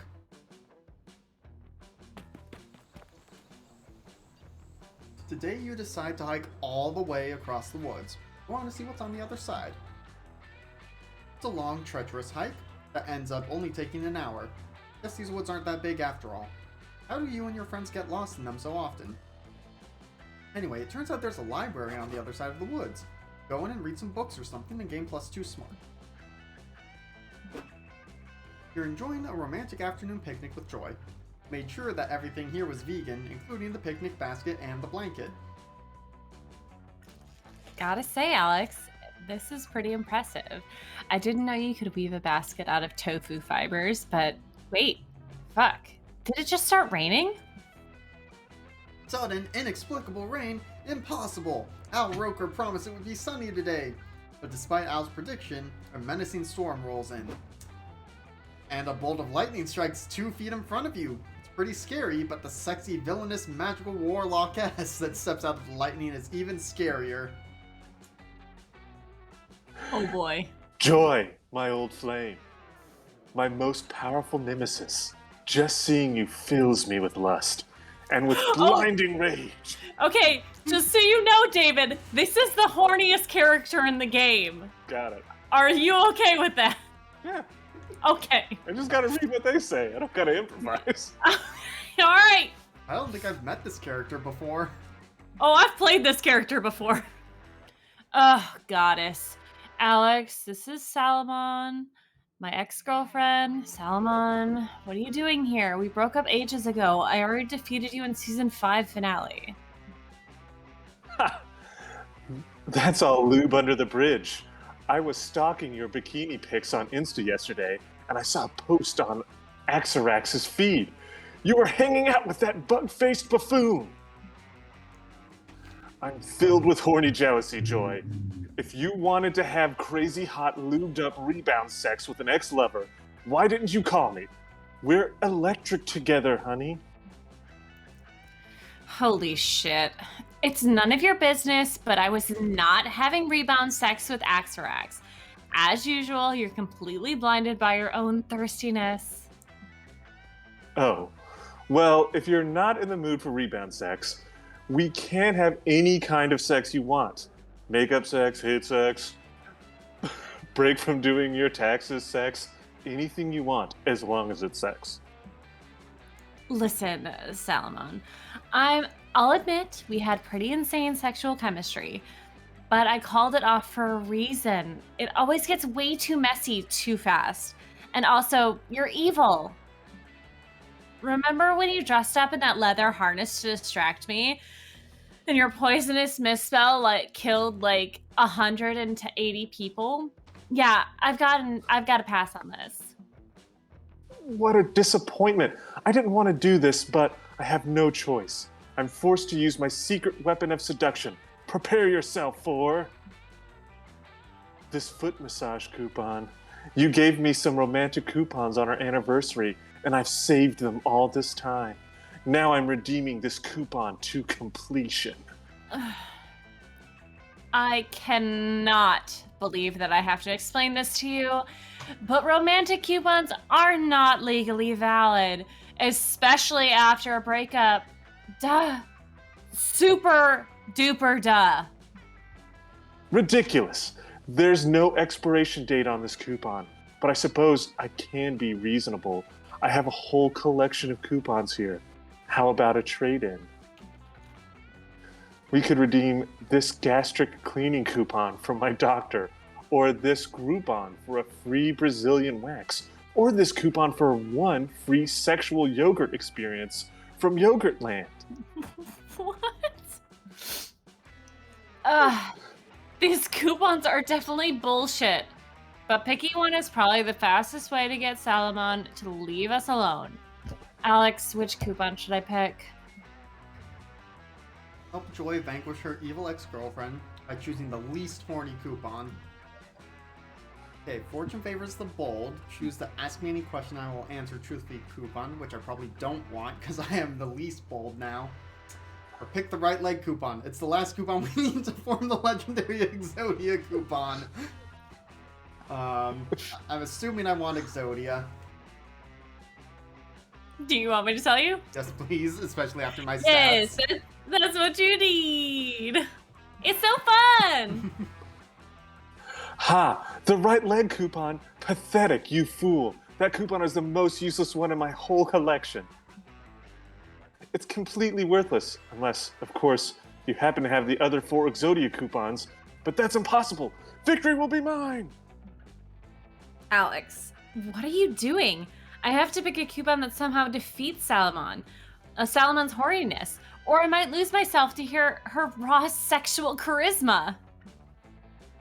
Been waiting for this moment your whole life. You won't back down now. Grab the right leg coupon from Salome and pull out the coupons your grandpa left you. You channel the heart of the cards and draw the 4 legendary Exodia coupons. You finally have them. All 5 pieces of Exodia. Wait, no, Alex, it's too dangerous. You have no idea what you're doing. I can't believe it, Alex. It's the ultimate coupon strategy. Only the one chosen coupon redeemer can summon a coupon this powerful. Suddenly, the ground shakes in a devastating tremor. An Exodia, Pharaoh King of Power, emerges. He's a giant golden god, and he's ripped AF. Salome, Exodia shouts. His voice sends a primal, mortal fear down your spine. It is I, Exodia, your ex-lover. Oh my goddess, Salamon. Did you fuck Exodia? Of course I did. Why do you think they call him Exodia? He's my ex, and I love puns. Exodia. I accidentally cheated on him 18 times, and he got super pissed for some reason, so I banished him away. I sealed his soul into 5 coupons, never to be released. But Alex has released me from my dark prison, and now I have a bunch of coupons from when we dated, and I want to redeem them. Ha! Serves you right, Salamon. You're used to You could use a taste of your own lube-flavored medicine. But can you two handle this somewhere else? We're in the middle of a vegan picnic. Of course. Exodia respects personal space and boundaries, shrieks Exodia. Wow, he's a pretty cool guy. Thanks for your help, Alex. I don't think Salamon's going to bother us anytime soon. Should we get back to our romantic picnic now? Yes, you made Joy super happy.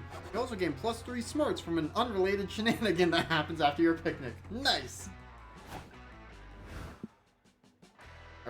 Alright, get you some more boldness before I take it the next turn. Sure. Hell yeah! I love this little boy. Look at this little boy. He's so happy. Ooh, I'm trying to think. We should maybe send you to the camp dome next, because I think his face there is pretty fun. That day in the haunted manor, a little clown man rides a tricycle up to you and asks if you would like to play a game.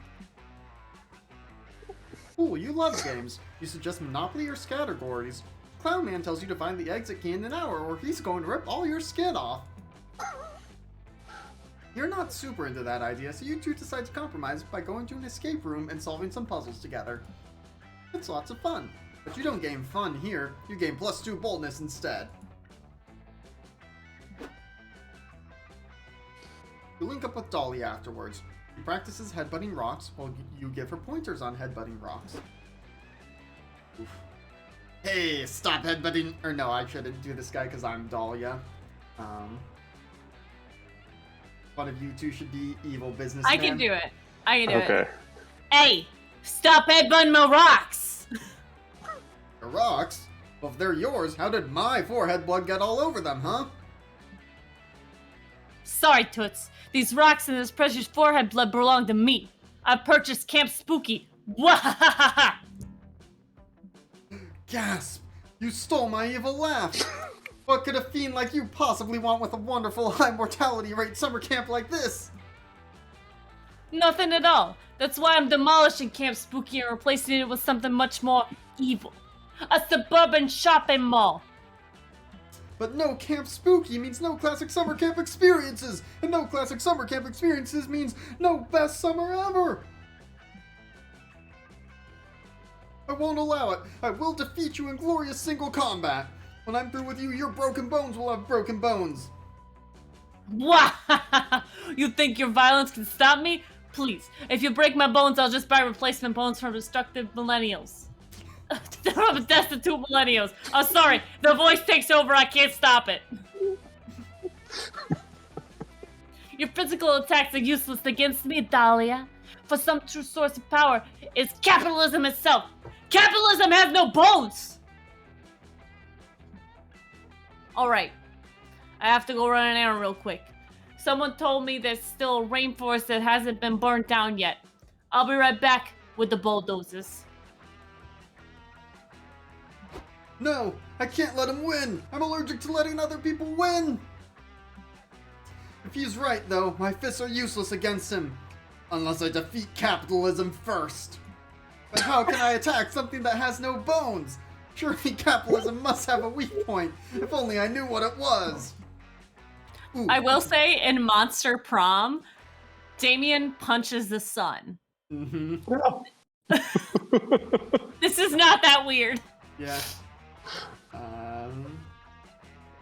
Ooh, you have an idea. Capitalism's weak point is... Consumer good, or capitalism depends on the void in our souls, which we fill with consumer goods. That's its weakness. Fill the void, or its genitals. I'm guessing the top one seems like it's smarts, and its genitals is seeming like boldness to me. Is what I'm thinking. Is that what do people think? Shaking her head. No. No, you don't want to make that one. I don't want to do that. All right, so do the capitalism. Depends on. All right. The other one was fun. Ooh. Got it. 15 minutes and one entire thesaurus later. Oh, I get it. Buying things is what makes capitalism go, so we need to stop people from buying anything ever again. And the only way to do that is to give them something so good that they'll never want anything else. That's easy. I know just the thing. My overpowering beauty.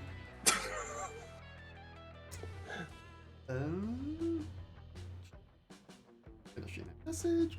You can't help but agree. Since you started courting Dahlia, you haven't even slept. And that's not just because you're a video game character. But how will I distribute my beauty to the masses? Oh, I've got it! A Dahlia a Day calendar! That way, every morning when people check what day it is, they'll be reminded of my all-consuming beauty, and all other desires will be obliterated. All that remains is to find someone with the stamina and dedication to photograph me for hours in a variety of poses. Who is strong enough to withstand my beauty for that long? You're strong enough. You spent the next several hours photographing the hell out of Dahlia. Photograph her emerging dramatically from the lake. Photograph her like a farmer triumphantly celebrating the fruits of her hard labor. You photograph her sexily doing her taxes. It's sexy because financial responsibility is the ultimate turn-on. There. True. All done. Now all we have to do is distribute these calendars to the masses. To the internet! No sooner have you finished listing your calendars online than that shitty CEO reappears. Greetings, kiddos. I hope you like having your camp demolished because... No. Wait. I hope you hate it. Anyway, here come the bulldozers. What bulldozers? I don't see any bulldozers. Huh? Oh, they must be running late. Let me call them. Just a moment. Hello? Where the hell are you? You're gonna transplant your brand new Dahlia Day calendar? I don't give a damn! You have a camp to destroy! What are you talking about? Today's not a holiday? Dahlia Day? It's not a real holiday, I don't care what the calendar say! Ha! According to my calendar, every day is Dahlia Day. Take that, capitalism. Ow! My fiscal solvency. Solvency. I don't know what that means. You may have won this time, but I'll be back. You could have 2 fun and 2 boldness. I'll need it when I return. You'll need it when I return. Oh, and I just got an achievement. Every day is Dahlia Day. Yay! Ooh, okay. Everybody Choose choose a a movie. movie. 2 Towers. What if we just each pick a different Lord of the Rings trilogy movie? Yeah. If you want to play that game, we totally can. But you know how much I know about Lord of the Rings, and I don't think we want to play that game. True enough. Die Hard. Ronan. You ran out of ideas for tonight's campfire story. Player order is based on how easily you could fool your fellow campers by retelling this movie's plot without anyone noticing. Ooh. Probably David. Probably. I honestly think that I'm probably last here as far as like realistic things go. Yeah. And then there was a magical wizard. Yeah, everyone likes a good European heist story gone wrong. There you With go. Robert De So, Niro. David, Alex, me. All right. Okay, so David, I don't know how easily you can check Discord, but LB has posted a couple of the options of what noodles will look like if you go somewhere other than the manor. Got it. If you want to see them, I can post them. If you want to continue to up your boldness. Well, I need boldness this time. Yeah. Oh, okay. I don't need to do boldness. So I guess. So I'm just trying to get my high stats high. Does it matter which ones No. she likes? I It guess. doesn't matter beyond your boldness. Got it. What are you going for? LB, so I also don't. I'm either smarts or fun. I just have to keep Alright. my stats similar. I'll go charm. All right. Ooh, so charming. Yeah, hell yeah. Yeah! Today at Camp Dome, the game is 7 minutes in heaven extreme. You volunteer yourself as tribute for your camp. Put on some lip balm, ready for some hot kissing. But it seems you got the rules wrong. In 7 minutes in heaven extreme, they straight up murder you and you need to stay in literal heaven for 7 minutes. They stab you repeatedly. You're sure you're going to hell, but no. Heaven is beautiful. It's all you ever wanted. You want to stay, but they bring you back to life. You are cheered by your teammates, but you will never be the same after being taken from heaven. You do look more heavenly though, and that translates into +2 charm. But who cares about that? It's time to meet up with Dahlia. She invited you back to her tent for a bit of light Mexican professional wrestling. Nothing like a bit of lucha libre to put some hair on your chest, then a couple's full body wax to remove said hair. Are you ready, punk? Next 2 hours are agonizingly painful bliss. Dahlia totally kicks your ass, of course, but afterwards you watch Studio Ghibli movies and share a romantic ice bath. Thanks for hanging out with me today, David. I had a great time. I'm really glad you came to summer camp too. So are you. Maybe you even keep this party going? You ask Dahlia what plans she has after camp. Well, I mean, summer break has been nice, but I can't vacation from reality forever. I need to get back to being the commander my army needs me to be. Our work is never done. There are countless kingdoms left to conquer, and as Hell's strongest and sexiest warlord, it's my destiny to conquer them all. Well, if Dahlia's so into conquering stuff, maybe she could try conquering the most difficult kingdom of all. Oh, you mean IKEA? I tried that, but that place is a labyrinthine pit of Swedish furnished madness. My armies barely escaped with their sanity intact. What? No, she should try conquering your heart. Oh, you're flirting with me. That makes much more sense. Well, I must admit, I've never considered conquering your heart before. I do like you quite a bit, though, so maybe... No, wait. I'm supposed to be a hardened commander. I can't let my feelings interfere with my work. This is real life, not Dunder Mifflin. I have a lot of kingdoms on my to-conquer list. If I'm going to use important military resources and demon power to conquer your heart instead, I need a good reason why. Damn, this got real fast. But you really want to impress Dahlia. How can you convince her that conquering your heart is way more valuable than conquering any other kingdom? All right.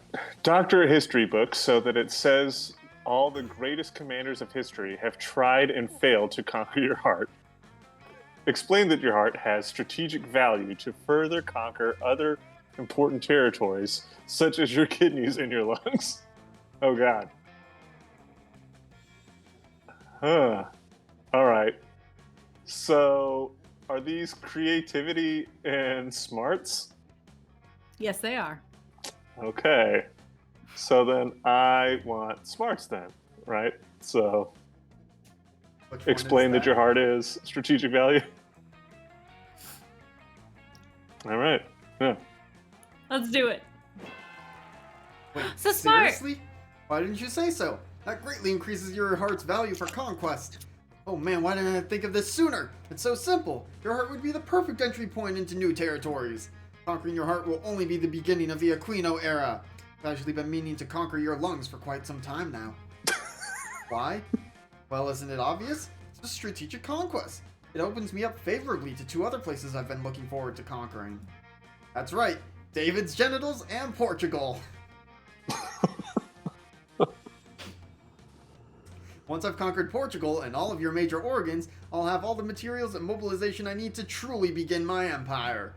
Wait, I'm getting ahead of myself. I need to think about this carefully. I should consult my strategic advisory board and double-check my penetrative air forces. Only time will tell, David, if you and I will soon be engaged in organ-based warfare. Be on your guard. Ha ha ha ha ha ha. Sexy. Not entirely sure what's happening anymore. I'm pretty sure Dahlia mentioned something about your genitals and penetration. That's a win as far as you're concerned. Your body may soon be part of the larger territories of the Aquino Empire, but at least you'll always have +2 charm and +1 fun. Right, so now I need to go to Spooky Mansion. That day you venture into the haunted manor to prove that you're not a little scaredy cat. The manor transforms itself into a winding maze from which there is no escape. You'll be trapped here forever. Luckily, you brought your phone and some snacks, so you sit down and play solitaire until the house gets bored of you and shows you the exit.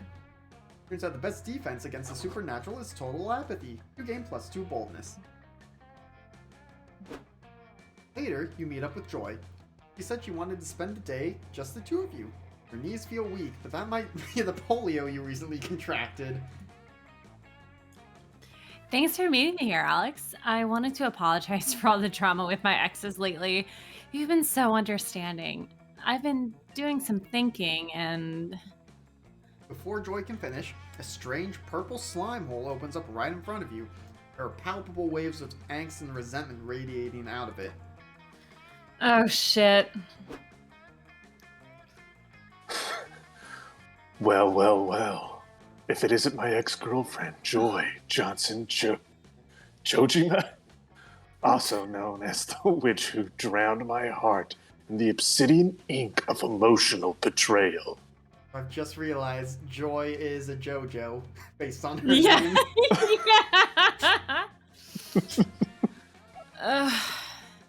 Gerard? Gerard. It's like there's too many R's. Yeah. Hey, Gerard. It's nice to see you too, I guess. What are you doing here? And how are you doing? I'm not okay, I promise. I'm not familiar enough with My Chemical Romance to know if he's That's a just the reference. name of the song. Yeah. Yes, it is. In the dark of twilight, I was looking into the mirror, and I did not like what I saw. So I began online shopping for the darkest shade of black eyeliner available. And I saw this post on my Insta feed. You're with Selmo. Or how do you say it? Selmo? It's French, Alex. How do you say it? Salome. Salome Salome. now, Joy? Seriously? Yet another one of your ice-cold treasons of passion. Another stab to the heart. Holy shit, I am this close to deleting my Instagram. Not that it's any of your business, Gerard. But no, I'm not with Salomon. I don't give her permission to post that. Whatever. You're just deceiving me again. It reminds me of when I was a young boy and my father took me into the city to see a lying whore named Joy. That is not what that song goes like. Hey, even though this guy clearly has an amazing fashion sense, you've got to step in. You tell Gerard that he needs to be respectful to Joy, or you'll give him polio. You're defending this soulless wench? Hear my tale of woe, idiot. I consumed 1,891 living souls and became the most powerful necromancer in the universe just to impress Joy. And she responded by getting all mad at me for killing innocents and then cheating on me with some two-bit horny warlockless. Warlockless. Joy is a cheater. Gerard, listen to me. I get why you're mad. I've said it before and I'll say it again. I was wrong to cheat on you when we were dating, and I'm sorry. But we dated a long time ago. It's been years since we broke up, and the coven defeated you. I think it's unhealthy that you're still completely fixated on this. And also, I would appreciate it if you could stop commenting cheating hoe with a rotting black heart on everything I post. Perhaps you're right. I haven't feasted on an innocent soul in many fortnights.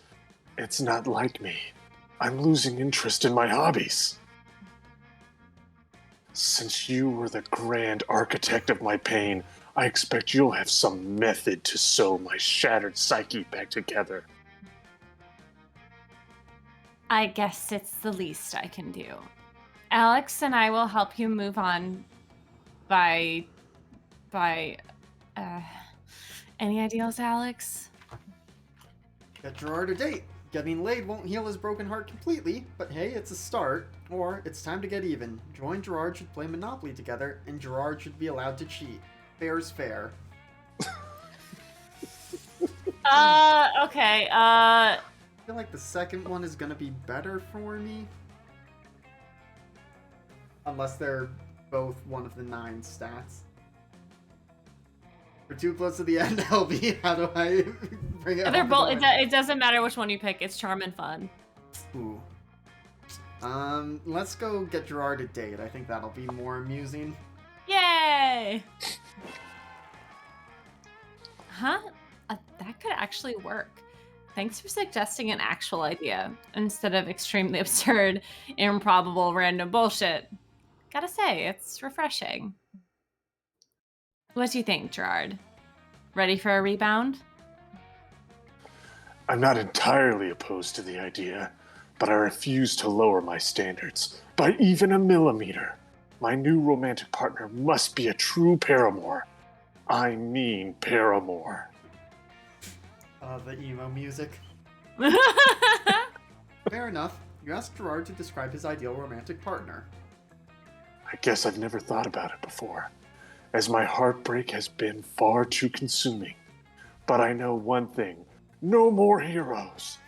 She must be evil. Through and through.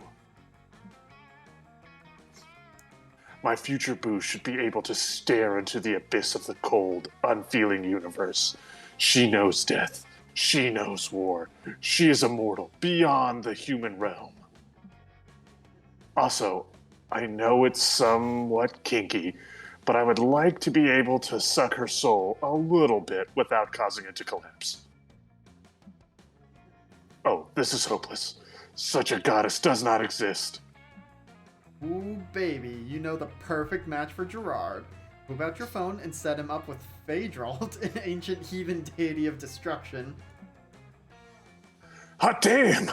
This Phaedralt demon looks both evil and enticing. I'm off to my date. Enjoy. Don't cry. I don't love you like I loved you yesterday. It's better this way. Wow, that's the happiest I've seen Gerard, and actually, that's the happiest I've ever seen him. I keep wanting to call him Gerald. I really hope he can move on. He's definitely evil, but deep down, I think there's some good inside of him. I've dated a lot of villains, and lately, it's been really nice to have an ally of justice and truth by my side. We make a pretty good team, huh? Listen, Alex, do me a favor. Close your eyes. OMG. You have no idea what's about to happen, but your crush on Joy has never been this intense. Close your eyes. Your body is awash with a warm, comfortable, pleasant sensation. Joy casts a spell on you. It cured your polio, got you +3 creativity, and it was hot as fuck. Congrats, babe. Yay! Alright. Okay, either smarts or fun. Let's do. I don't think we've done a smarts yet, have we? I think I went once, but smarts. Sure. What is that? I don't know, but I love it. You hike deep into the woods and find a mysterious journal with the number 3 on it, half buried in the dirt. Inside is tons of information on local monsters and how to defeat them. Covers gnomes, psychics, time travelers, Illuminati-shaped demons. What a Gravity boring Falls. journal. Yeah. Where's the drama? Where's the inner thoughts and insecurities about school crushes? Whoever wrote this journal knew nothing about how journals work. You gain no fun from this, but you surely get +2 smarts. Boring. Afterwards, you meet up with Aravi and Hex. Ever since you received that mysterious scroll, you three have been on a long, arduous quest. Solved countless puzzles, followed clue after clue, and prepped your inventory. Now you're about to arrive at the secret location of the Ring of Sustenance. Aight, according to the map on these crystal runes, the Ring of Sustenance should be right over this hill. And holy fuck, I smell pumpernickel. Hex was right. It's a bagel shop. There's a grand opening sign, a line of adventurers out the door, and a papier-mâché bagel on the roof. This is the best day of my entire existence. I have never felt this happy. I am literally weeping acidic plasmas right now. Ugh, I can't believe I cleaned out my inventory for this. Come on, let's go get a stupid bagel. Hopefully it'll cure my dungeon blue balls. What up, adventurers? Says an enthusiastic bagel salesperson. Welcome to the Ring of Sustenance, the bagel shop where smiles are worth their weight in gold. What up, respected bagel merchant? Psyched AF, psyched AF. Hey, quick cue. Did you hire actors to pass out flyers for this place and tell them to pretend to be dead? And did you create a series of elaborate clues and puzzles to mislead adventurers into thinking this was a dungeon? Haha, hell yeah, we did. Sounds like you guys ran into the Holy Yeast Pilgrimage. It's our latest badass youth-oriented marketing stunt. By overcoming our quest, you prove yourself worthy of our bagels. It's like I always say, if you want an easy bagel, stuff some bread into a hula hoop and go fuck yourself. Okay. I'm absolutely vibing with the cult energy radiating off of this bagel shop. Oh, and one more thing, bagel heads. We've got a special promotion going on only for today. It's an ETBILTTMGOF deal. You know, and eat 10 bagels in less than 2 minutes, get one free kind of thing. Hex, I can feel you drooling, but I'm begging you not to do this. Please, it's literally a cheap trick to get you to buy 10 bagels at... Aravi, listen carefully. There is nothing you could say that would stop me. This is my destiny. I'm in. Start the clock, bagel merchant. Holy fuck, this onion bagel is so fucking delicious. Fuck. Still on my first bagel. Oh no, I'm savoring it. I'm savoring the schmear. Shit, they're eating these bagels way too slow. The bagel merchant's stopwatch beeps, and Hex only ate about 7.5 bagels. Beans, at a time, probably for the best. It would have been too impressive, honestly. I would 100% fall in love with anyone who could eat 10 bagels in less than 2 minutes. Your chance to win Hex's love and a free bagel. Wait, are you on the Romancing Hex questline? I didn't know you could romance Hex. Quick, how can you eat 10 hot fresh No bagels idea. in less than 2 minutes? Savoring the schmear. I can't. Yeah. Just you saying that made me so happy. I can't even tell you. Oh God. Okay. What was the question? A chance to test his love and a bagel in 2 minutes. Okay. Get some lube and coat your esophagus with it. It'll ease the bagels down and you'll look like a kinky genius. Nobody said you had to use your mouth to eat the bagels. There are other holes you can stuff them inside. What the fuck? I'm gonna go with the first one with the lube because that's creativity. The other one's fun. All right. Using lube to help you eat food faster? LB, you must be some kind of kinky genius. Let's buy some fuck jelly. You're in the middle of the woods, but there happens to be a nearby pharmacy right next to the bagel shop.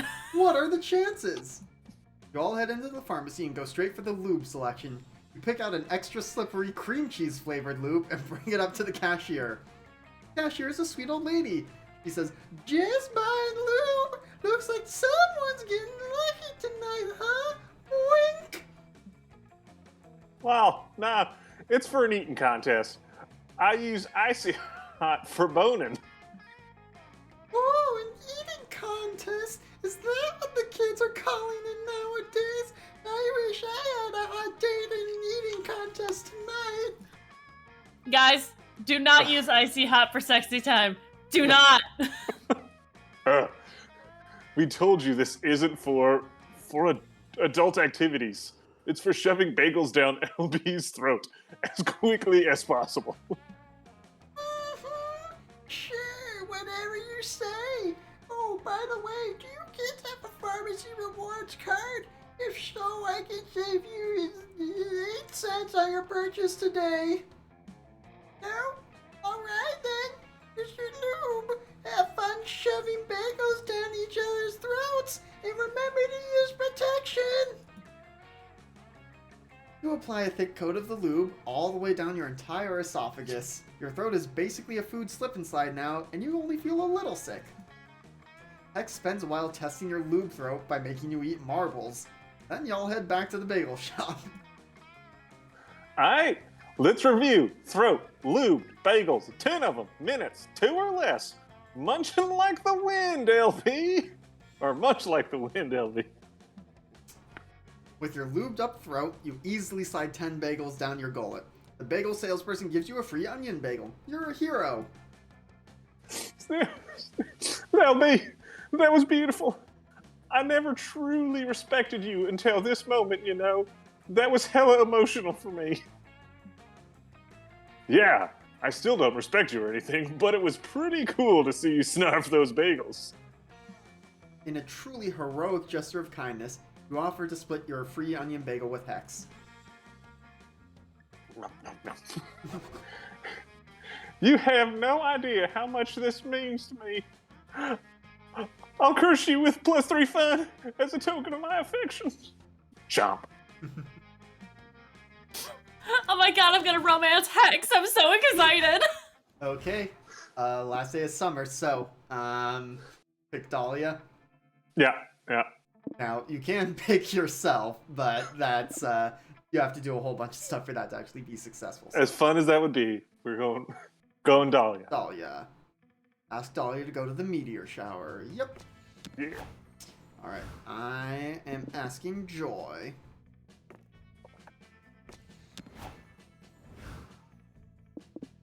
I'm just checking that there's not like an extra thing to pick Hex. Right. Let's do it. No, I want a Damien. You finally gather the courage and ask your beloved to watch the meteor shower with you. So, David, normally it goes from like worst to best, but LB and I both got like special plot lines, so this doesn't necessarily mean that you failed, and you probably didn't. Yeah, but- not succeeded. I think you're okay. A summer fling between Let's you and see. me? Ah, yes, a summer fling is an essential part of having the best summer ever! Look, I even had it on my list. Almost forgot. Good catch, David. I'm glad I have you around. Let's check summer fling off my list together. The last day of camp was awesome. Dahlia designed a sexy weightlifting regimen to do together. It focused a lot on strengthening the glutes and pelvis. Winky face. You go to check on your favorite witch. Hey, Alex. What? You want to watch the meteor shower together? I'm grateful for your help this past few days, but I never really imagined us that way. But now that you bring it up, I've got to admit, I do like you quite a bit. I guess there wasn't that initial passionate spark, you know?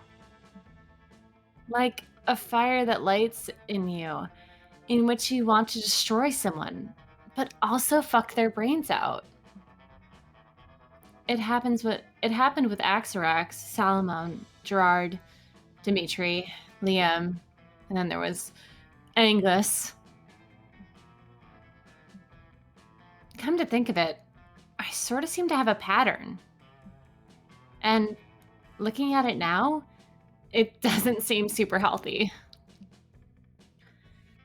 Do I always look for sexual partners in my enemies? Why? Look at it from a distance. Looking at it from a distance, it seems like I sabotage myself, always entangling with evil people who don't exactly rhyme with commitment. But maybe I could break the cycle. Would you want to break that cycle with me? You even need to answer? The meteor shower arrives and you share it with joy. Wonder if you may live to become an evil ex. The thought frightens you, but it is there. But what can we do besides try our best while we dive into the mortifying ideal of being known? Here is there, real and blunt, that if we eventually fail, then, in time, we will learn from every error. So tonight, just hold hands with joy, while gazing at the starry night and wondering about your shared future. It starts slowly, but it speeds up as she's excited by the prospects of a new, less complicated way of doing it. And you're deeply under her spell. Heyo! Woo! Hey, yo! Nice! You see her. You truly see her. A mesmerizing woman who loves unapologetically. A kind soul who's not afraid to lead with power and compassion. A deeply complex person who carries the weight of the world on her shoulders. Someone that, in the moments when she alleviates herself from all those responsibilities, can also be the true embodiment of joy. Ah! Yay! Look for a Ravi, even if it's not a Ravi that you want to talk to. Hey, LB, what's up? No, Ravi. LB is here for me. Well, who are you to lie? Hey, girl, do me a favor and give the necklace to her. Oh, sure. All yours. What do you say, LB? Want to get cursed? You do. You put on the necklace and Hex surrounds you. It's a strange feeling. Ah! Hex asks you if you want the special treatment. Extra curse with a spoonful of spice. Heck yeah, you do. You never thought being cursed would feel so good. Yeah. I didn't know! Did not know that you could date Hex. I didn't know! I didn't even know how I did it. I think by choosing the bagel options when it was like bagel shop or dungeon. Wow. All right. Sick! We all got our crushes! Yeah. Yay! Right. 2 new secret endings, which means I now have 3 out of 25. Yeah, and so just so many things. Oh, if I were a completionist, it would be painful going for the bad, Oh, yeah. the bad outcomes. Bruh. They are rough. This game, it is like it's so complex. They have so many different options of different dialogues or like different scenarios. Everything's mixed in. It's very cool. Yep. Now we got to do the finale, the meteor Before we shower. knew it, those weeks were gone. Felt like a hot minute. It felt like an entire lifetime. That night, as we saw summer coming to an end, we all wondered what would come next for us. Felt like the end of something big. Little did we know, life still had many wonders and misadventures in store for us. Now I'm older, and I can see it. How those years became the foundation of the mythology of our lives. Broken hearts turned tragedies sung for centuries. Wild nights became epics treasured forever. Every kiss and every laugh is now a constellation we'll always find while gazing into the starry night, no matter how many years go by. And today, still close my eyes and I'm there. On that last summer night, feeling like I was just starting to live life.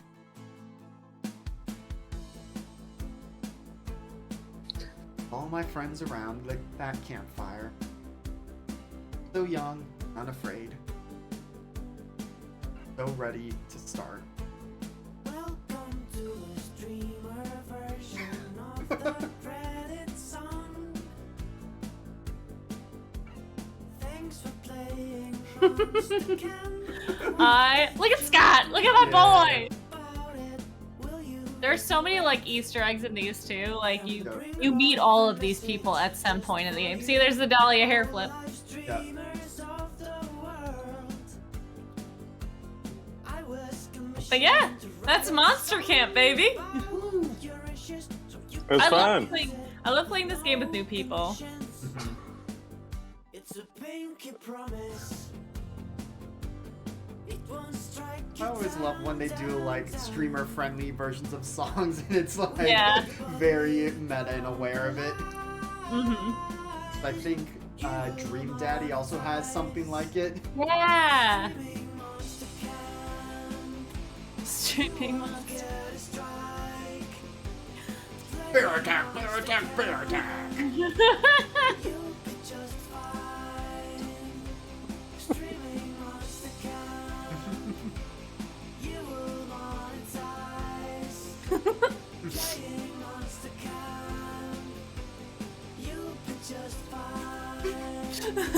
Forget to like. Dialogues 101.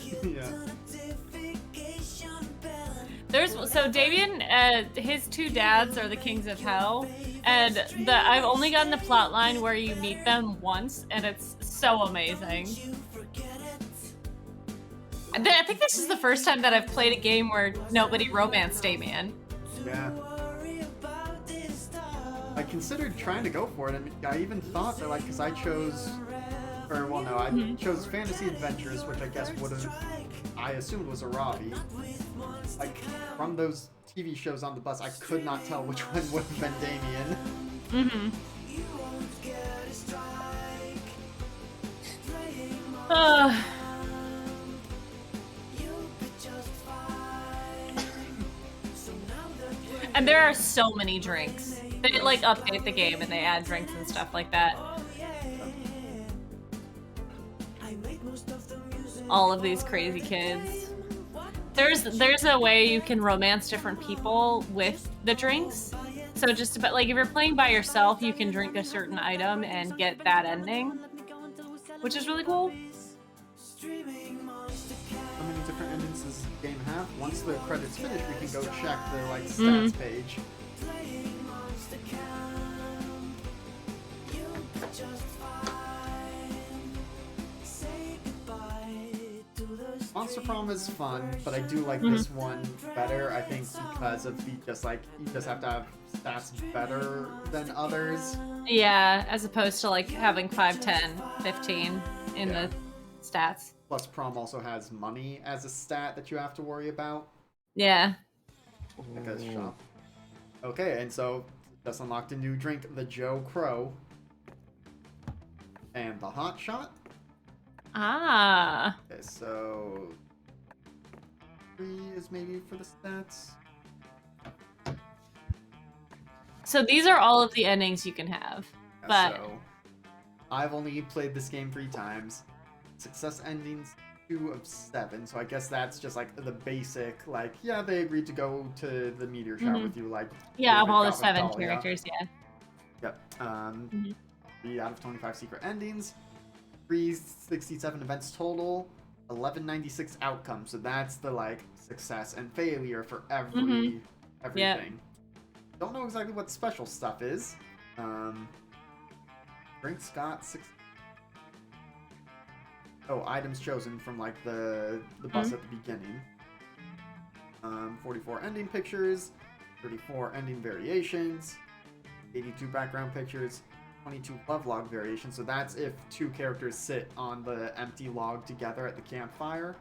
Mm-hmm. And if you play a long game, you can romance another player by doing that. The character models, 195 character variations. There are also costumes and stuff. Yeah. So like you can go into any of these and like cycle through the different characters.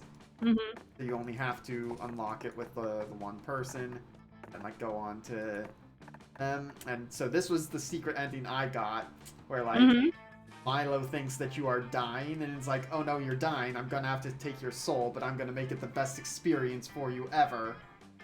Wow. And I'm not gonna spoil how that one ends, but this is the ending scene you get for that. Lovely. Joy. Joy. X, Heck. apparently.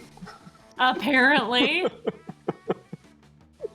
And these are all just the different backgrounds. So we've got like the different locations, but we've also got like actual paintings. I don't know where these. Why? We don't show know. up. We don't know.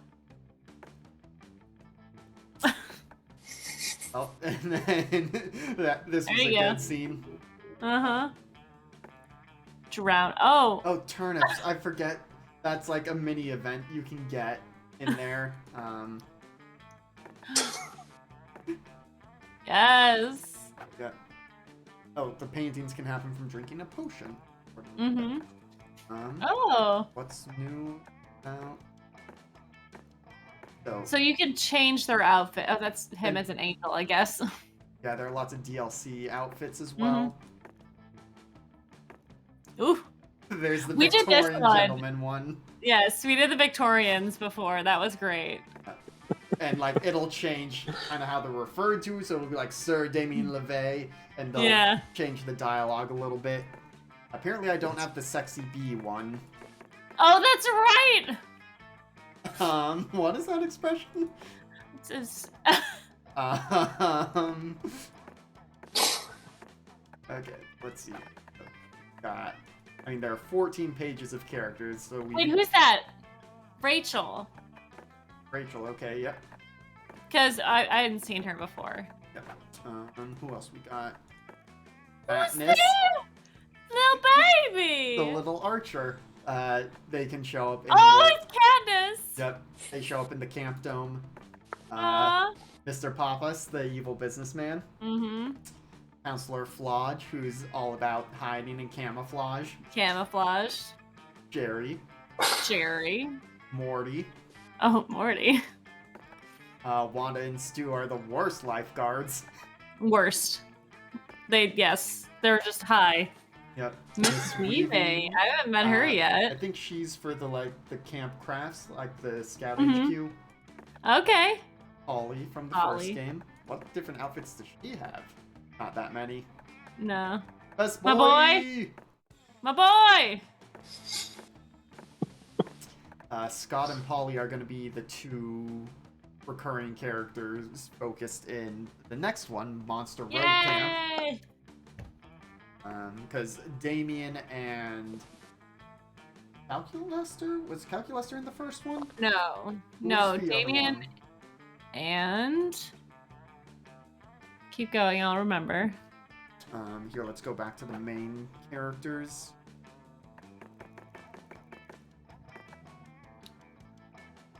Was it Ravi? It must have been Ravi.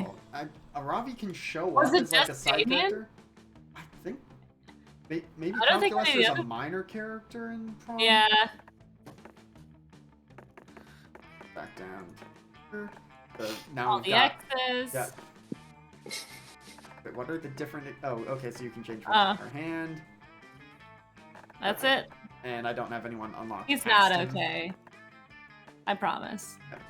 Okay, all the different drinks, So many drinks. and they all have flavor text. Mm-hmm.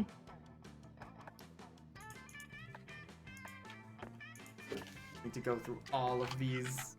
Yeah. Okay, so you have the items, and here it'll tell you what they do. Okay, what is the special stuff? Ooh. Okay. Oh, the calendar. Okay.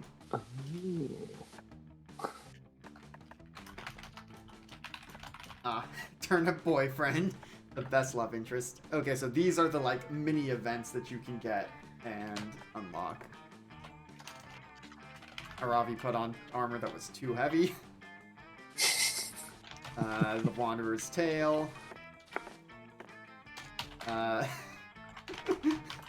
Counselor Flodge dressing up as Hex.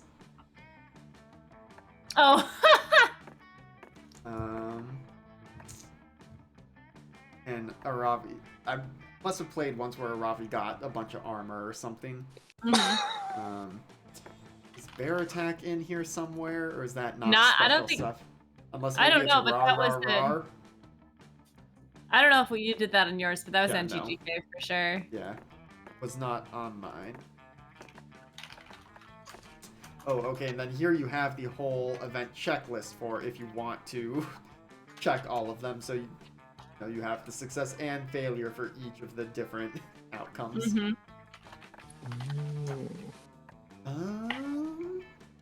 Then let's see. I know- think that's pretty much it. yeah, there is the meta shop, Mm-hmm. where you can unlock more stuff, and there's the narrator with the body. Hello again, player. See anything you like? Got behind the scenes art. We've got cool outfits. We've got drinks that no one who values their life should ever drink. Go nuts. And so you get points for playing. Ooh. Okay, right. So this is a crossover from Helltaker, which is a free puzzle game on Steam. You can play as Modius the Lustful Demon. That's free, so why not? Back to the 80s outfit pack. Sure, it's free. Maze Man outfit pack. Everyone cosplays the great, renowned, and coincidentally created by beautiful glitch arcade game Maze Man.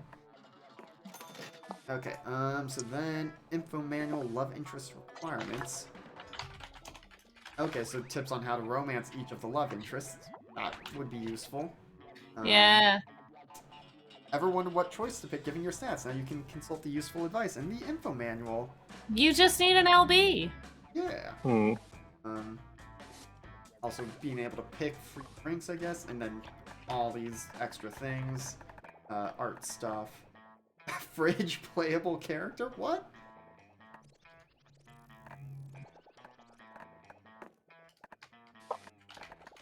And then I think the only other thing to check out would be customizing, where we can say, like, that's where you get to pick the outfit packs and stuff. Mm-hmm. Oh, and trigger warning filters.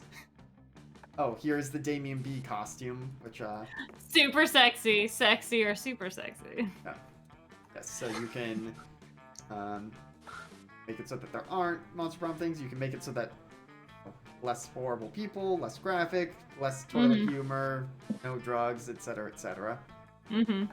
And then, yeah, so I think you can, like, yeah, you can toggle them on, and so it can change from scene to scene. If you want it to be the most cohesive thought, you just want to only have one on. So I've played one with, like, all of them on at once, and they went from, like, Victorian to fantasy to sci-fi, like, one scene to the next. It was very confusing. Very cool. Yeah, so that's Monster Camp. Yeah. Ooh. It was a lot of fun. Good. Glad you enjoyed it. It's a good downtime game for sure. Yeah. And it takes 3 hours. Mhm. Yeah. Even the 70-minute game. Yeah, well, definitely with 4 people, it takes upwards of 3 For sure. hours.